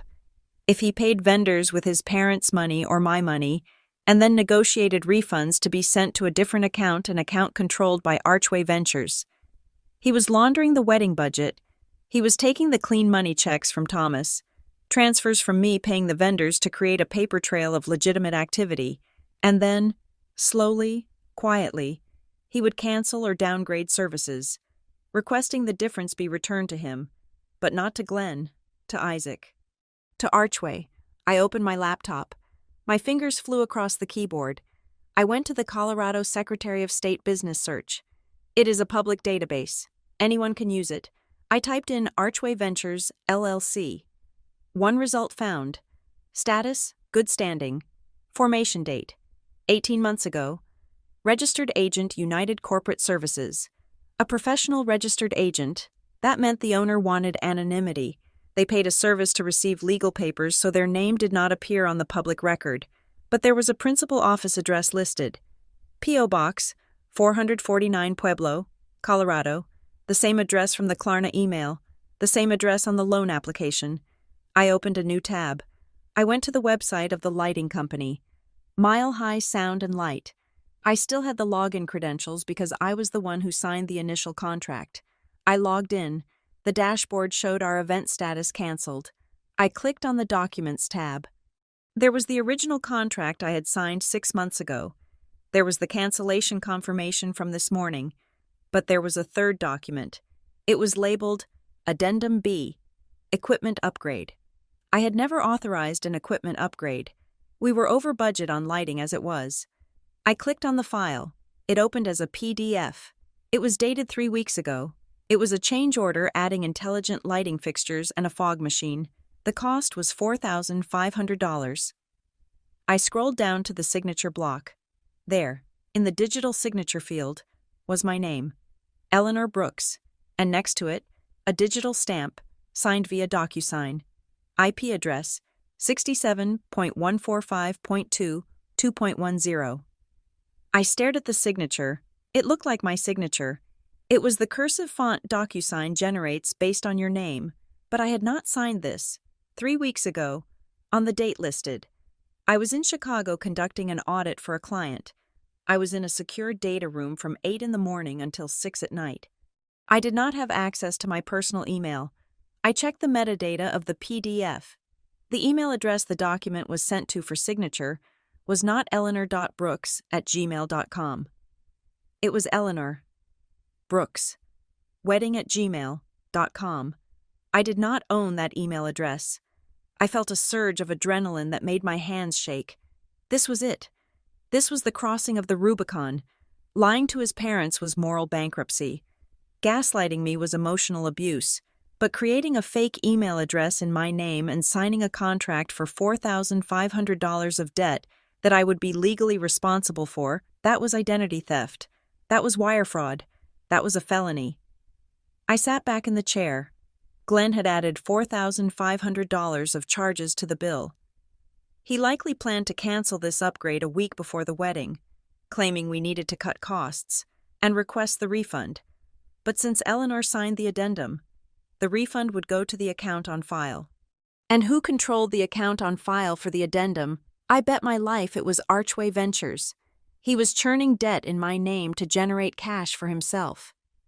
I looked at the screen. I looked at the fake signature, the sadness I had felt earlier. The lingering grief of a lost relationship evaporated completely. It was replaced by the cold, hard clarity of a prosecutor. I picked up my phone. I did not call the lawyer yet. I needed one more piece of the puzzle. I logged into my credit monitoring service. I had frozen everything this morning, but I could still see the history. I scrolled back. 6 months? 8 months? There. A soft inquiry from Archway Ventures. He had run a credit check on me. He had used my social security number to see how much debt I could carry. He was sizing me up like a mark. I closed the laptop. I walked to the window and looked out at the city lights of Denver. Somewhere out there, Glenn was probably telling a friend that I was hysterical, that I was broken, that he was the victim of a crazy woman. Let him talk. I thought, let him build his story. Because I was no longer building a defense, I was building a cage. I turned back to the desk. I opened the file labeled Evidence of Fraud. I dragged the PDF of the forged contract into the folder. I was not just going to cancel a wedding. I was going to close the file on Glenn Coldford, and when I was done, there would be nowhere left for him to hide. I returned to the apartment on Wednesday evening, not to sleep, but to sweep. I had spent the day in the hotel room building my digital fortress, but I knew that physical evidence had a half-life. If I left the hard drive in the study or the stack of bank statements in the filing cabinet for another 24 hours, they would disappear. Glenn was not a violent man, but he was an eraser. He specialized in making history vanish. I had just zipped up my leather tote bag, heavy with the external drive and a box of tax returns I had pulled from the back of the closet. When the doorbell rang, it was not the polite chime of a guest. It was a singular, demanding press. I checked the peephole. The fisheye lens distorted his face, making his forehead look massive and his jaw tiny. But there was no mistaking the posture. Glenn was standing in the hallway. He was wearing his work suit, but the tie was gone and the top button of his shirt was undone. He looked like a man who had spent the day trying to put toothpaste back into a tube. I debated not opening it. I had the legal right to ignore him, but I also knew that a closed door allows a liar to shout through it, to control the volume and the narrative for the neighbors to hear. An open door, blocked by a witness, forces a conversation. I unlocked the deadbolt. I opened the door 12 inches.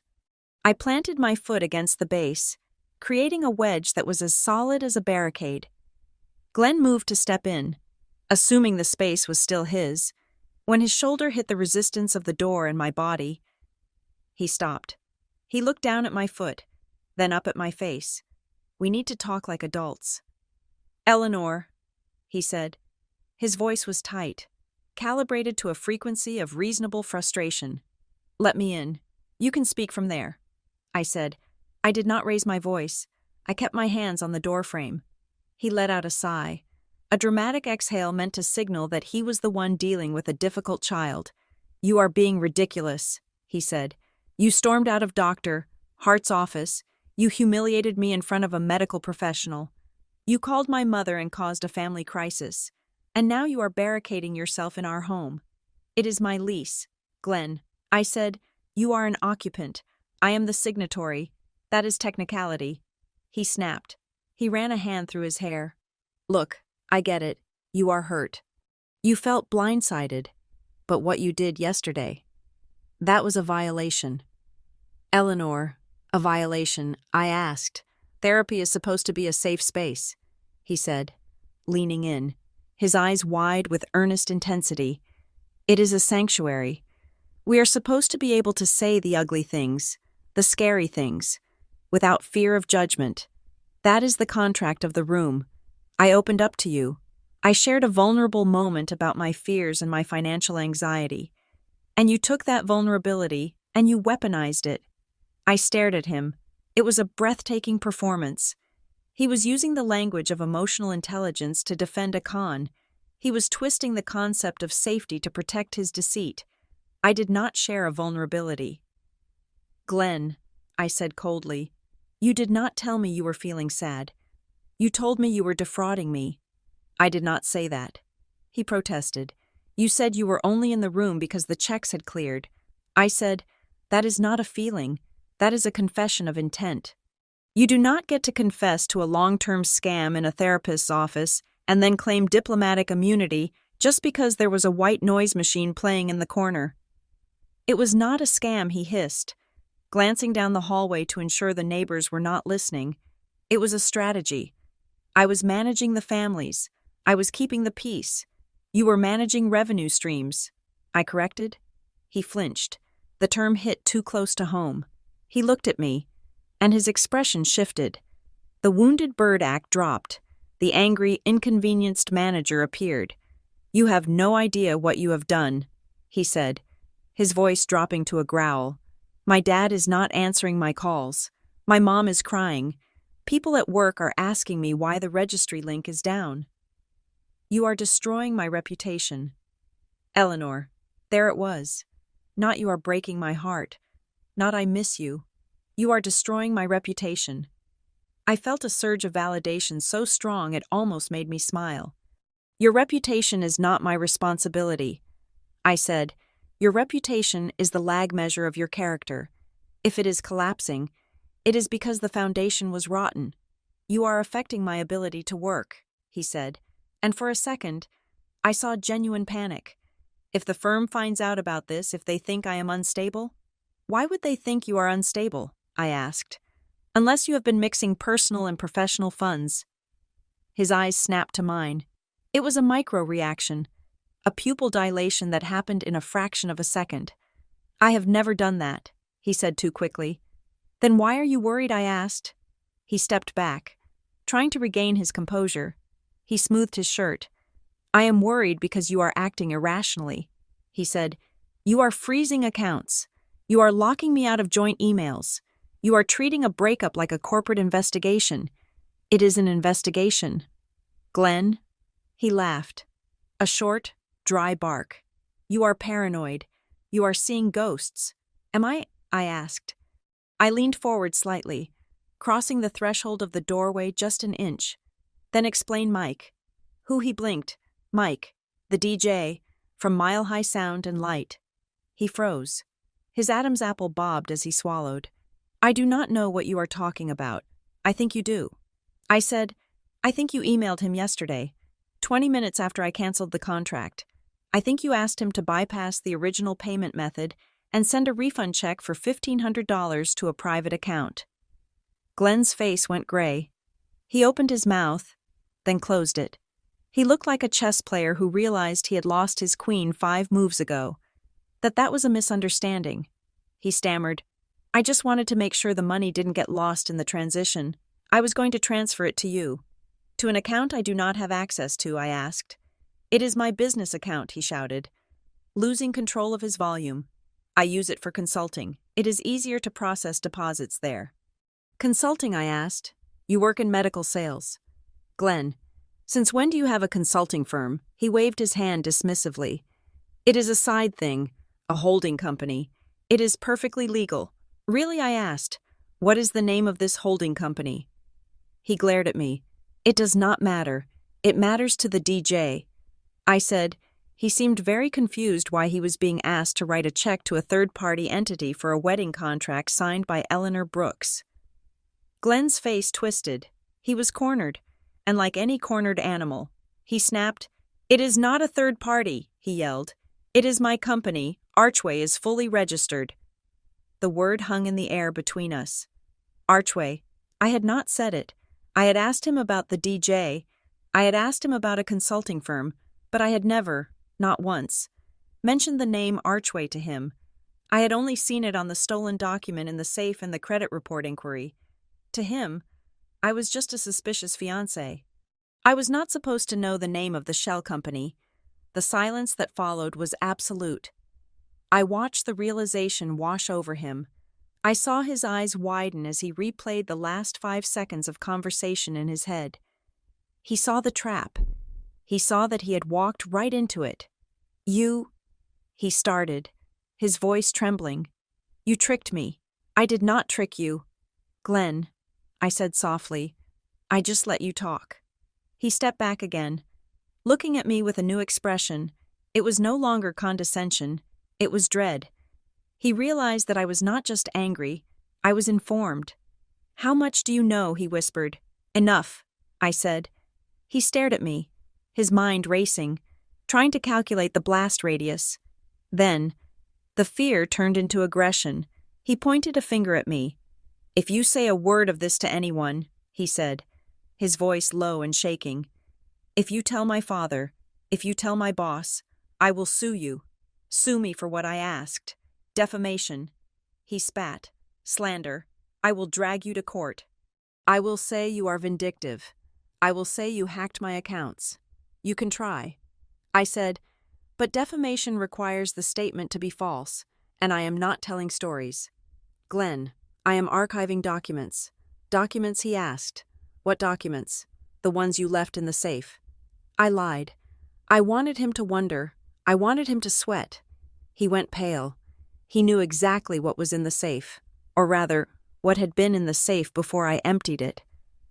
He looked at the door, as if considering rushing me. But he was a coward. He was a man who committed crimes with keyboards and signatures, not with fists. He looked at my face and saw that I was not afraid of him. He changed tactics again. The aggression vanished, replaced by a desperate, cloying nostalgia. Eleanor, please, he said. His voice cracked. Look at us. We are standing in the hallway of the home we built. We were going to get married in 7 weeks. Think about Napa. Think about the way we laughed at that wine tasting. Think about the Christmas we spent in the cabin. I looked at him. I remembered Napa. I remembered him complaining about the price of the tasting menu until I offered to put it on my card. I remembered the cabin. I remembered him spending 4 hours on the phone with work while I cooked dinner alone. I do not want to destroy you, he said, reaching a hand out. I love you. We can fix this. We can just make this go away. Just give me the documents. Let me handle the money. We can start over. I looked at his hand. It was the hand of a man who was drowning and wanted to use my head as a flotation device. I am not the one destroying you. Glenn, I said, I am just the one turning on the lights. He dropped his hand. He looked at me for a long moment, his face a mixture of hatred and despair. He knew it was over. He knew the refund was gone. He knew the cover was blown. He turned to leave. He walked a few steps down the hallway. His shoulders slumped. Then he stopped. He did not turn around. He spoke to the wall. You do not understand what you are doing, he said. His voice was flat, devoid of emotion. You think you are winning, but you are not. You are pulling a thread that is going to bring down the whole ceiling. You do not understand what you are breaking. I looked at his back. I think I do. Glenn, I thought, I am breaking the cage you built for me. I stepped back inside the apartment and closed the door. I threw the deadbolt. I listened to his footsteps recede down the hallway, the heavy, uneven gait of a man carrying a burden he could no longer hide. I walked to the living room. I put the tote bag on the table. He had mentioned Archway. He had confirmed it out loud. I took out my phone. I opened the voice memo app. I had hit record the moment I saw him through the peephole. I stopped the recording. I renamed the file Glenn Confession, Archway, January 30. I did not understand what I was breaking. Perhaps he was right. I did not know the full extent of the scheme yet. I did not know how deep the rot went. But I had a hammer, and I was going to keep swinging until I saw the sky. The office of Arthur P. Sterling smelled of old paper and expensive leather, the kind of scent that suggests problems are not solved with shouting, but with quiet, billable hours. It was Thursday morning. I had not slept more than 3 hours in the last 48, but I was not tired.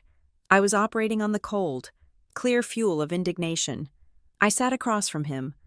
Arthur was a man in his 60s with silver hair and eyes that had seen every variety of family dysfunction the wealthy Denver suburbs could produce. He looked at the stack of documents I had placed on his mahogany desk. It was not a messy pile. It was a dossier. I had organized it with binder clips and sticky notes, vendor contracts, unauthorized access logs, financial discrepancies, and the centerpiece, the Archway Ventures loan application. I am not here to ask for a settlement, Mr. Sterling, I said. My voice was steady. I am not here to sue Glenn for emotional distress or wasted time. I am here because I believe my identity has been compromised and used to secure fraudulent lines of credit. Arthur picked up the photocopy of the loan application. He adjusted his glasses. He studied the document for a long time. "Thomas told me you were thorough," he said quietly. "He did not tell me you were forensic. I am an internal investigator." I replied, "Finding the rot is my job." Arthur nodded. He placed the paper down and looked at me. "You understand the position I am in. Eleanor, I have represented the Coldford family for 30 years. I drafted Thomas's will. I handled the purchase of their home. I do." I said, "And that is why I came to you. Because if I go to the police first, without giving you this context, the fallout for the Coldford name will be catastrophic. Thomas gave me your card because he knows Glenn has crossed a line that family loyalty cannot cover." Arthur sighed. He leaned back in his chair. "Thomas called me this morning. He said, he told me about the conversation you had. He told me he is cutting Glenn off. Then you know this is not a breakup." I said, "This is a containment operation." I walked him through the timeline. I showed him the email logs where Glenn posing as Isaac had negotiated payment delays. I showed him the DocuSign certificate for the lighting upgrade I had never authorized, stamped with an IP address that matched Glenn's laptop. Not mine. I played him the recording of Glenn in my hallway, his voice rising in panic as he confirmed the existence of Archway. When the recording finished, the silence in the room was heavy. "This is not just bad judgment," Arthur said. His tone was clinical. "This is wire fraud. If he used the mail to send that loan application, it is mail fraud. If he used your social security number without consent, it is identity theft. I know." I said, "What do you want to do?" Arthur asked. "I want to separate myself." I said, "I want a legal firewall between my assets and his debts. I want to ensure that when Archway Ventures collapses, and it will collapse, I am not listed as a silent partner. And I want the refunds from the wedding vendors to come to me, not to the shell company he set up to intercept them." Arthur nodded. He opened a drawer and pulled out a yellow legal pad. "We will file for a temporary restraining order on the assets," he said, writing quickly. "We will send cease and desist letters to the vendors regarding the redirection of funds, and we will draft a sworn affidavit stating that you did not sign those contracts." He looked up at me. "But Eleanor, you need to be prepared. If we file these papers, it becomes public record. Glenn will not be able to hide this from his employer or his future creditors. You are not just canceling a wedding, you are lighting a fuse." I looked at the file on his desk. I thought about the way Glenn had looked me in the eye for a year, telling me he loved me while he was using my credit score to plug the holes in his own sinking ship. "I am not lighting the fuse, Arthur." I said, "I am just refusing to be the collateral damage when it explodes." After leaving Arthur's office, I drove straight to Kestrel Ridge Risk Solutions. I could have called in sick. I could have taken a week of bereavement leave for the death of my relationship, but hiding was what victims did. I was not a victim. I was a risk manager. I walked into the HR director's office. Her name was Karen, a woman who specialized in corporate neutrality. "Eleanor," she asked, "surprised to see me. I thought you were taking off for final wedding prep." "There is no wedding." "Karen," I said, "I closed the door behind me, and I need to file a formal disclosure with the company." Karen's eyes widened. She reached for her notepad. "I am currently in the process of separating from a domestic partner who has engaged in financial identity theft against me." I stated. The words felt crisp and professional. "I have retained legal counsel, and I'm working with the fraud departments of my financial institutions." I paused. letting the gravity of the statement land. However, I continued, my former partner has threatened to damage my professional reputation. He has made verbal threats to contact my employer with false allegations of instability to leverage my silence. I am disclosing this to you now so that if any external communication comes in regarding my character or my mental health, you are aware of the source and the motivation. Karen scribbled furiously. I am also requesting a reset of all my internal access credentials. I added, just to be safe, and I would like to request 3 days of personal leave to handle the police reports. Karen looked up. She looked stunned, but also impressed. Of course, Eleanor, she said. We will flag his name at the security desk, and I will brief the VP of Operations that this is a private legal matter and your status is secure. Thank you, I said. I walked out of the building 10 minutes later. I had inoculated my career. Glenn could scream from the rooftops that I was crazy, but now, every scream would just look like the desperation of a man I had already warned them about. My next stop was my apartment. I needed to pick up the mail. I had the key, but I did not go inside. I checked the mailbox in the lobby. It was stuffed full. Flyers, catalogs, and a few envelopes that looked official. I sorted through them in the front seat of my car. Utilities, wedding invite, return to sender, Bank of Omaha. I froze. Bank of Omaha. I did not bank with Omaha. I tore open the envelope. It was a standard rejection letter. Dear applicant, thank you for your recent application for a Platinum Rewards credit card. Unfortunately, we are unable to approve your request at this time due to a freeze on your credit report. I looked at the date, January 30th, yesterday. He had tried to open a credit card in my name yesterday morning, after I'd left the therapy session. After I'd told him it was over, he was not grieving, he was scrambling. He knew the cash flow from the wedding refunds was getting complicated, so he had tried to open a new line of credit to float himself, and he had used my name because his own credit was likely radioactive. I took a picture of the letter. This was not just a breakup dispute anymore. This was active, malicious intent. I added the photo to the evidence of fraud folder on my phone. Then I started the calls. I had a list of 4 major vendors left to tackle. I needed to ensure the refunds came to me. I called the tent rental company, Peak Event Rentals. Hi, this is Eleanor Brooks. I said, I am calling regarding the cancellation of the Coldford Brooks wedding. Oh, hi Eleanor, the manager said. His tone was wary. I actually just got off the phone with Glenn. My grip on the steering wheel tightened. What did Glenn say? I asked. He was pretty upset.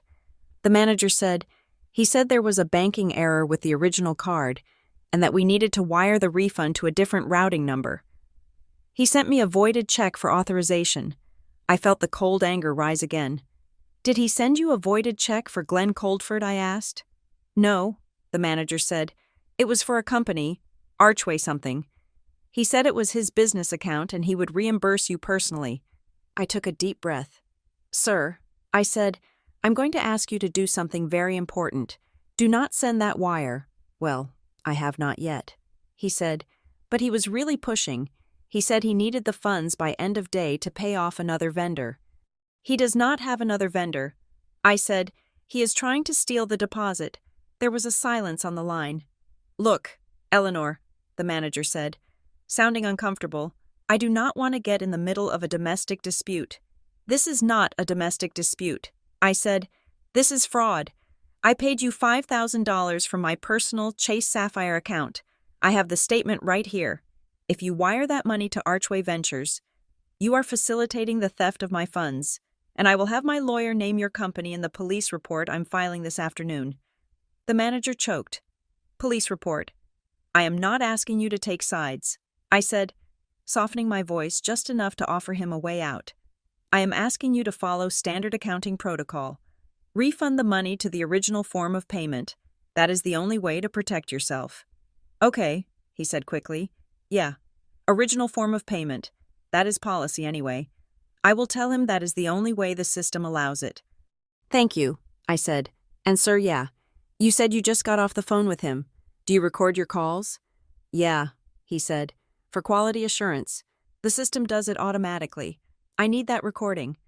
I said, I do not know if I can give you that. He said, privacy laws. I am a party to the contract. I said, and he was discussing the disposition of my funds. If you do not give it to me voluntarily, my lawyer will subpoena it next week. It would be much easier if you just emailed the file. He hesitated. Then he sighed. Fine, but I'm sending it to the email on the contract. That works. I said. 5 minutes later, the file landed in my inbox. I played it through the car speakers. Glenn's voice filled the cab, but it was not the smooth, confident voice I knew. It was high-pitched, fast, and desperate. Look, man, I really need you to push this through today. Glenn's voice said, the original account is frozen. If you send it there, the money gets stuck. Just use the routing number I gave you. Archway Ventures. It is the same household. It is just logistically easier. I have to check with accounting. The manager's voice said on the recording. Don't check with accounting, Glenn snapped. Just get it done. I will authorize an extra $500 for a rush fee. Just wire the difference to Archway. He was offering a bribe.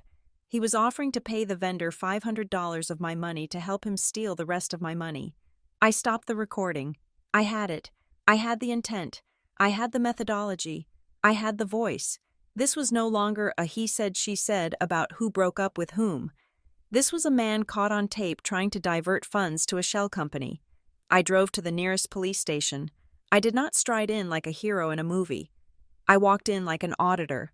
I sat at a metal desk across from a tired-looking officer. I would like to file a report for identity theft and attempted financial fraud. I said. The officer grabbed a form. Name of the suspect, Glenn Patrick Coldford. I said. Relationship. Former fiancée. He sighed. Okay, look, usually with X's. This is a civil matter. I placed the stack of papers on the desk. The photocopy of the loan application, the rejection letter from the Bank of Omaha, the transcript of the recording I had just transcribed in the car, the notarized affidavit Arthur had drafted for me an hour ago. It is not civil. I said, he used my social security number to apply for a loan for a fabricated LLC yesterday. He attempted to divert $5,000 of vendor refunds to that same LLC today. Here is the proof. The officer looked at the stack. He picked up the Bank of Omaha letter. He looked at the transcript. His demeanor changed. He stopped looking at me like a girl with a broken heart and started looking at me like a witness.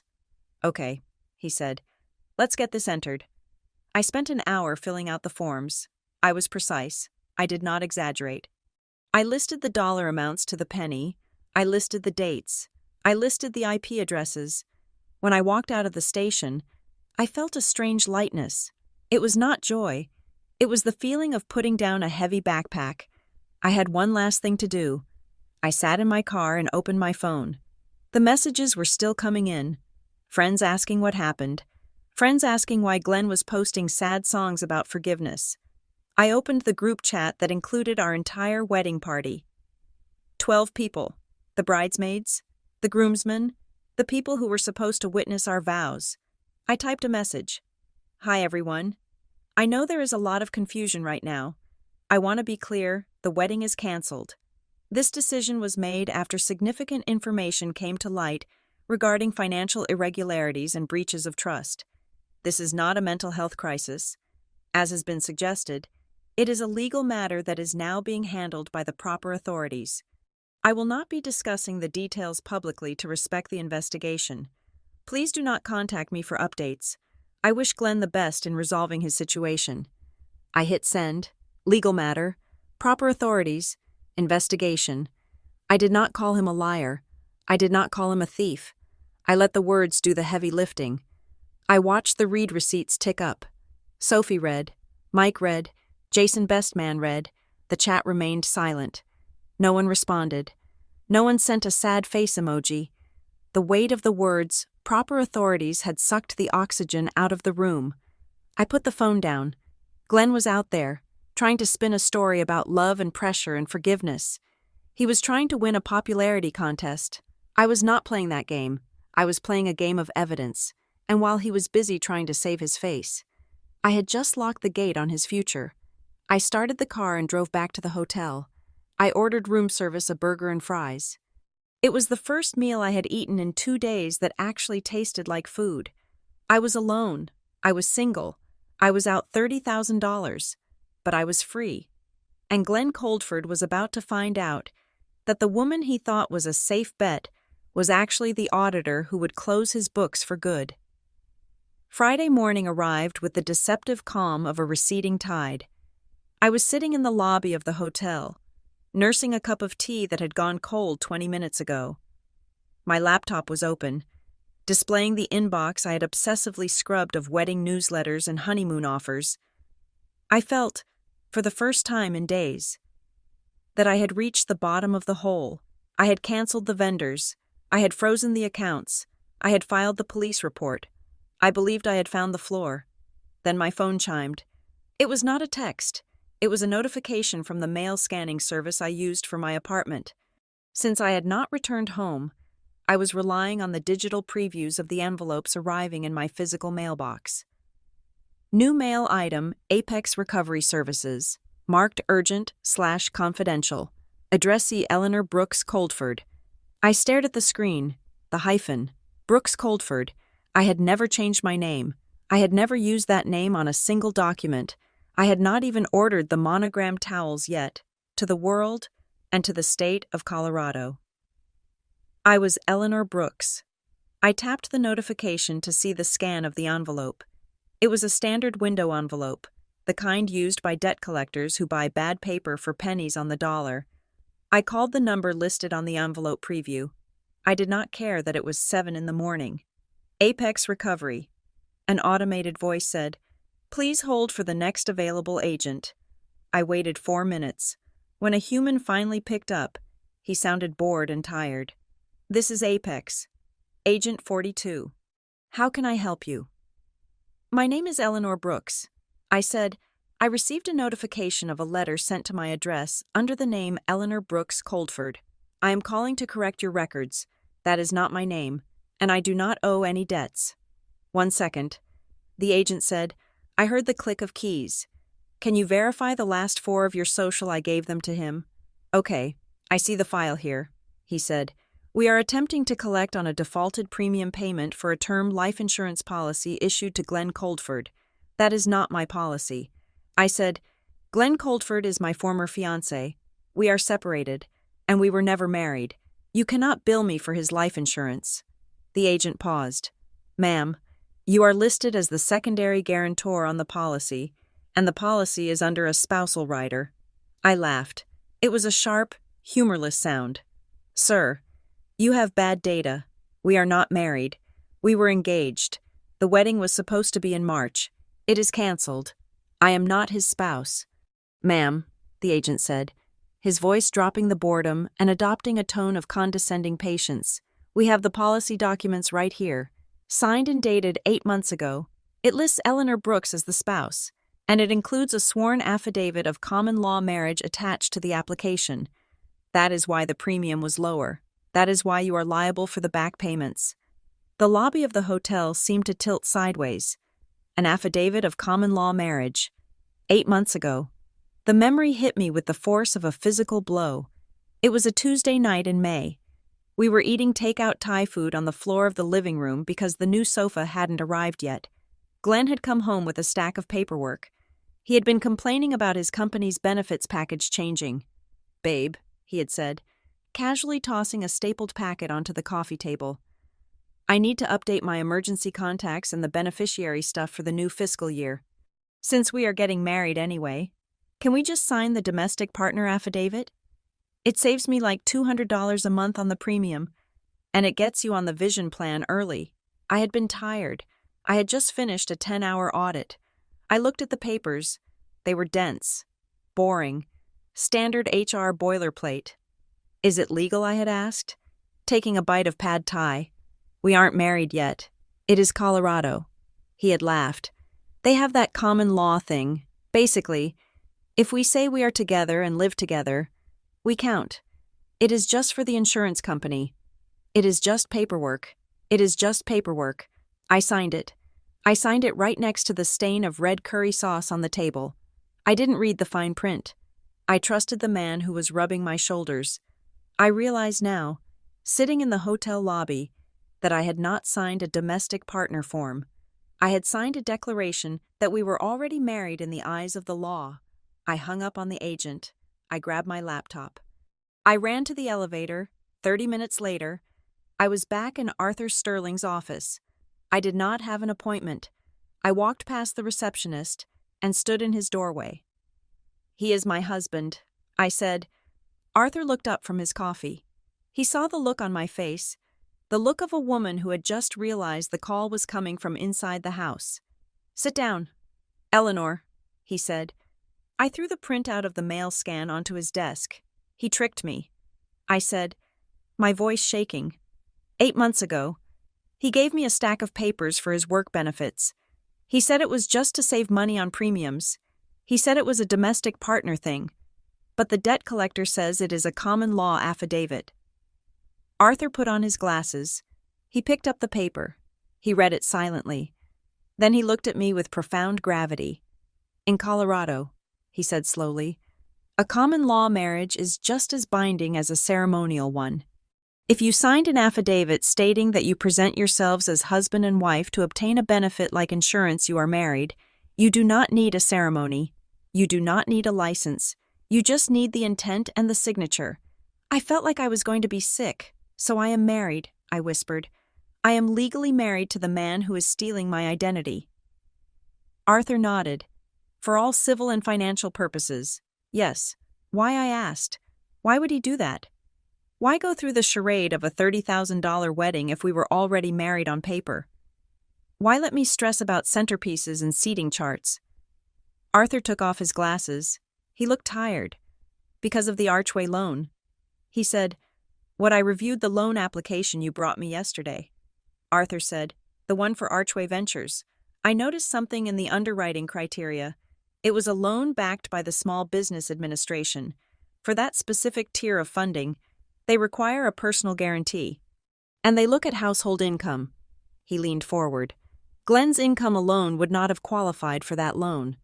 Eleanor, his credit was likely already shot, but your income, your credit score, put those together with his, present it as a household, and suddenly, he looks like a safe bet. He needed me to be his wife. I realized, not because he loved me, but because he needed my credit score to co-sign his fraud. He married me for the loan." I said, "The wedding, the ceremony in March, that was the theater." Arthur said, "That was the performance to keep you happy, to keep the families happy, and to keep the illusion alive. But the legal binding, he secured that 8 months ago when he handed you a pen over dinner." I sat back in the leather chair. I felt a coldness that went deeper than bone. He called me his fiancée in public. I said, "He let me buy a dress. He let my parents dip into their retirement savings to pay for a party that was legally redundant. He needed the cover."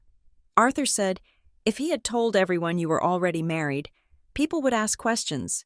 They would ask to see the license. They would ask about the finances. By keeping it a secret, by keeping it buried in an insurance file, he got the benefit of your assets without the scrutiny of the marriage." I looked at the window. The Denver skyline looked gray and hostile. "So what does this mean?" I asked. "If I am his wife, am I liable for Archway? Am I liable for the debts he racked up in the last 8 months?" Arthur hesitated. This was the part lawyers hated. "Potentially, yes," he said. "In a marriage, debts incurred for the benefit of the household can be considered marital debt. If he argues that Archway was a business intended to support the family, he could try to stick you with half the bill." The room went silent. I had thought I was escaping a bad boyfriend. I had thought I was canceling a party. Instead, I was trapped in a legal web that bound me to a sinking ship. "But," Arthur said, his voice sharpening, "there is a way out." I looked at him. "How divorce, numbered," Arthur said. "Divorce implies the marriage was valid. Divorce splits the assets and the debts. If you divorce him, you might still be on the hook for spousal support or debt division." He pulled a fresh legal pad toward him. "We go for an annulment," he said, "based on fraud." Fraud. "We argue that the signature on that affidavit was obtained through deceit," Arthur explained. We argue that he misrepresented the nature of the document. We argue that he never intended to be a husband, he intended to be a parasite. If we can prove that the marriage itself was a tool for fraud, we can get a judge to declare it void ab initio. Void ab initio. I repeated, void from the beginning. Arthur translated, as if it never happened. If the marriage is void, you are not a spouse. You are a victim of identity theft. And the debts stay with him, but we have to prove it. I said, it is his word against mine. He will say I knew. He will say I signed it willingly to get the free vision care. Arthur nodded. That is the risk. We need evidence that he was acting in bad faith at the time of the signing. We need to prove that 8 months ago. He was already plotting to use your status for gain. I thought about the Archway document in my purse. The date on it was 2 weeks after I signed the insurance paper. He waited 2 weeks. I said, he got me to sign the marriage paper, and 14 days later, he applied for the loan using my household income. That is good. Arthur said, that is a timeline, but it is circumstantial. My phone buzzed again. I looked at it, expecting another debt collector. It was a text message. From Thomas Coldford. Eleanor, are you with Arthur? I typed back. Yes. Put him on speaker. Thomas wrote, I looked at Arthur. Thomas wants to speak to us. Arthur nodded. I put the phone on the mahogany desk and tapped the speaker icon. Thomas, I said. Eleanor. Thomas's voice came through. It sounded rough, like he had been shouting, or maybe crying. Arthur, are you there? I am here. Thomas. Arthur said. I found it. Thomas said. Found what Arthur asked. I am at the office. Thomas said. I went into the archives. I wanted to check the trust documents, the ones Glenn supposedly signed 3 years ago when he opted out of the family profit-sharing plan in exchange for a cash payout. I held my breath. I looked at the notary stamp. Thomas said, it looked right, but then I checked the logbook. The notary listed on the stamp she died 4 years ago. Jesus. Arthur whispered. He forged the notary stamp. Thomas said, he faked the entire opt-out agreement so he could take the cash and still claim he was part of the trust later. But that is not all. What else? I asked. I found a document in his old file. Thomas said, it is a letter of intent. Addressed to a lender, it is dated 8 months ago. 8 months ago, the magic number. What does it say? Thomas, I asked. It says, and I quote, my fiancé and I are finalizing our civil union to consolidate our assets for the purpose of collateralizing this loan. The room was silent. He wrote that letter before he gave you the papers. Thomas said, he explicitly stated to the bank that he was going to marry you to get the collateral. He premeditated the whole thing. Eleanor, he did not marry you for love. He married you for collateral. I felt a tear slide down my cheek. It was not a tear of sadness. It was a tear of relief. He wrote it down. Arthur said, a smile slowly spreading across his face. The idiot wrote it down. Thomas, Arthur said, his voice loud and clear. Can you send me a scan of that letter right now? I am scanning it as we speak. Thomas said, and Arthur? Yes, I am willing to testify.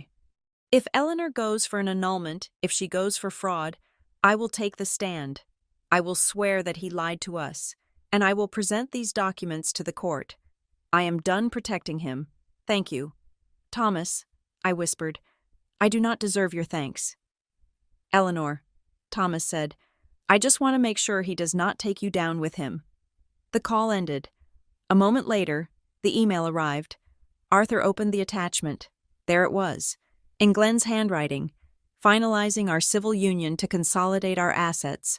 Arthur looked at me. We have him. He said, this is not a divorce case anymore. This is a criminal conspiracy case. I looked at the paper. I looked at the signature, Glenn's signature, that had signed away my freedom for a loan he probably blew on bad stocks or gambling debts. I stood up. My legs felt steady. My hands were not shaking. File the annulment. Arthur, I said, file the fraud charges, and attach this letter as Exhibit A. I walked over to the window and looked out at the city. For the last 3 days, I had felt like I was running away from a fire. I had been defensive. I had been reacting. I had been trying to save my money and my reputation, but now I was not running. I turned back to Arthur. I do not just want to be free of him, I said. I want to be the one who signs the paperwork that ruins him. Arthur picked up his pen. Then let's get to work. Mrs. Brooks, he said, correcting himself with a small smile. Ms. Brooks. I looked at the document one last time. The twist wasn't that he had trapped me. The twist was that in his arrogance, he had created the paper trail that would set me free. He thought he had bound me with ink. He forgot that ink can be redrafted, and I was about to write the final clause. The hearing took place on a Tuesday morning, exactly 14 days after I had walked out of Dr. Hart's office. The courtroom was small, smelling of floor wax and stale coffee, a stark contrast to the vaulted ceilings of the industrial venue where we were supposed to be exchanging vows in 5 weeks. Glenn arrived 10 minutes late. He walked in wearing his best navy suit, the one I had bought him for his sister's wedding. He looked tired but composed, carrying the air of a man who was the victim of a chaotic misunderstanding. He glanced at me with a sad, forgiving smile, a look designed to signal to everyone in the room, the judge, the bailiff, the stenographer, that he was dealing with a woman who was emotionally unwell, his lawyer, a man who looked like he chased ambulances for sport, opened with a narrative that made my stomach turn. He described Glenn as a devoted fiancé who was blindsided by my sudden, erratic behavior. He claimed that I was suffering from pre-wedding stress, that I had fabricated these accusations of fraud to justify my cold feet, and that the common law marriage affidavit I had signed was a mutual, loving decision to share our lives. Glenn sat there, nodding solemnly. He thought he was winning. He thought this was a he said, she said dispute, where the person who looked the most heartbroken would get the sympathy vote. He did not realize that I had not come to tell a story. I had come to present an audit. When it was my turn, I did not stand up and scream. I did not cry. I did not talk about how much I had loved him or how betrayed I felt. I simply opened my binder. Your Honor, I said, my voice steady and low, I am not asking for a divorce, because a divorce implies a valid contract. I am asking for an annulment based on fraud in the inducement. I am positing that the respondent, Glenn Coldford, never intended to enter into a marriage. He intended to enter into a financing structure. I submitted Exhibit A. The timeline. It showed the date I signed the insurance affidavit. It showed the date, 2 weeks later, when Glenn applied for the Small Business Administration loan for Archway Ventures. I submitted Exhibit B, the loan application itself, listing my income as part of the household guarantee. And then I submitted Exhibit C, the letter Thomas Coldford had found in the archives. The judge, a woman with sharp glasses and no patience for theatrics, picked up the letter. She read the line where Glenn explicitly stated his intent to use his fiancée to collateralize his debt. She looked over her glasses at Glenn. Mr. Coldford, she asked, did you write this? Glenn stood up. He looked less confident now. He tugged at his collar. Your Honor, that was a draft, a hypothetical. It was just business planning, the judge repeated, involving a woman who did not know she was part of the business. Then came the witnesses. Glenn's lawyer had expected character witnesses. He expected my friends to get up and say he was a bad boyfriend. Instead, the door opened, and Thomas Coldford walked in. Glenn's face went white. It was the color of old paper. He half rose from his chair, as if to stop him, but his lawyer pulled him down. Thomas took the stand. He did not look at his son. He looked at the judge. He told the truth.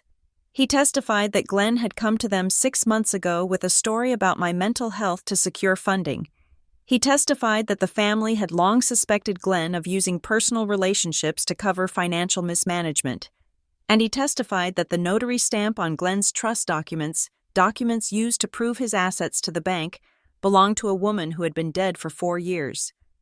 The courtroom was silent. The only sound was the scratching of the stenographer's machine. Glenn was shaking. I could see it from across the aisle. His hands were trembling under the table. The narrative of the sad, abandoned groom had disintegrated. He was just a man who had been caught forging a dead woman's signature. Then came the final blow. Glenn's lawyer tried one last, desperate pivot. He argued that regardless of his financial mess, I was a willing participant. He argued that I had signed the Archway Ventures addendum for the lighting upgrade, proving I was involved in the business. Your Honor, the lawyer said, Ms. Brooks is a sophisticated risk manager. She signed the contract. She cannot claim ignorance now. I stood up. Your Honor. I said, I would like to submit Exhibit D. I handed over the log from the document signing platform. This contract was signed on January 10th at 2 p.m. I said, at that exact moment, I was in a secure server room in Chicago conducting a compliance audit for a client. I did not have my phone. I did not have internet access, and the IP address of the signature matches the Wi-Fi network at Mr. Coldford's apartment in Denver. I turned to look at Glenn.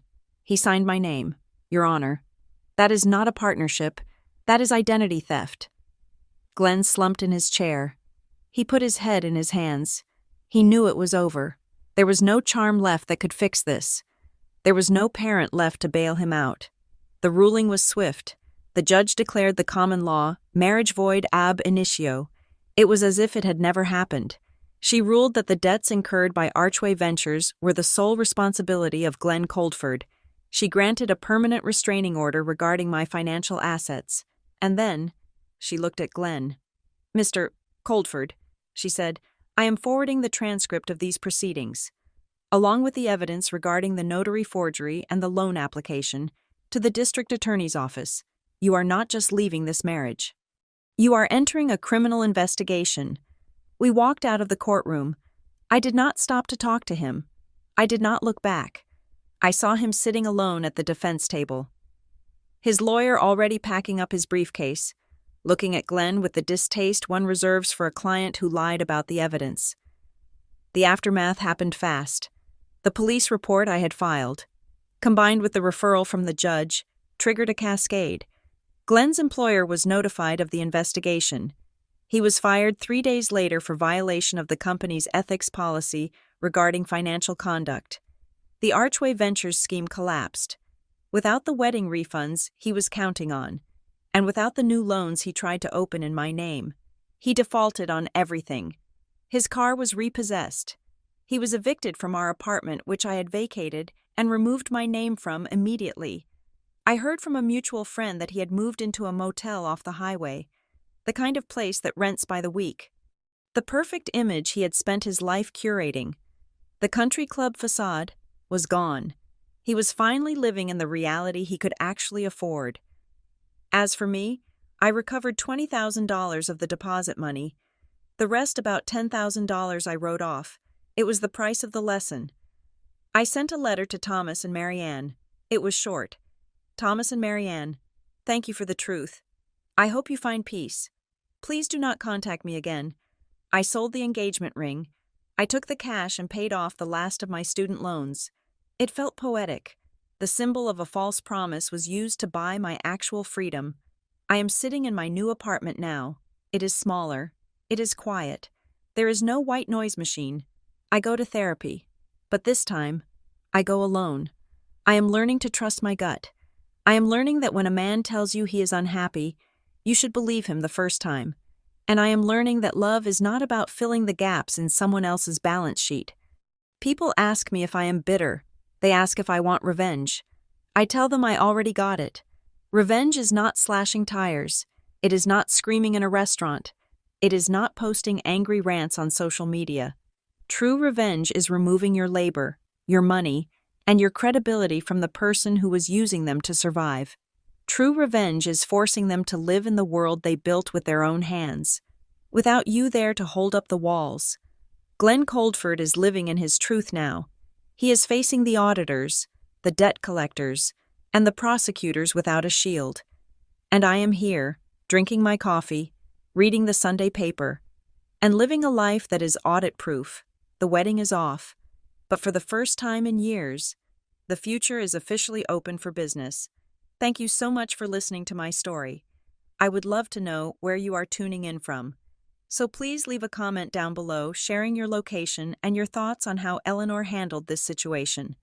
If you enjoyed this story, please consider subscribing to the channel Amelia Revenge Stories, hitting that like button, and smashing the hype button to help this story get heard by even more people. Your support means the world to us,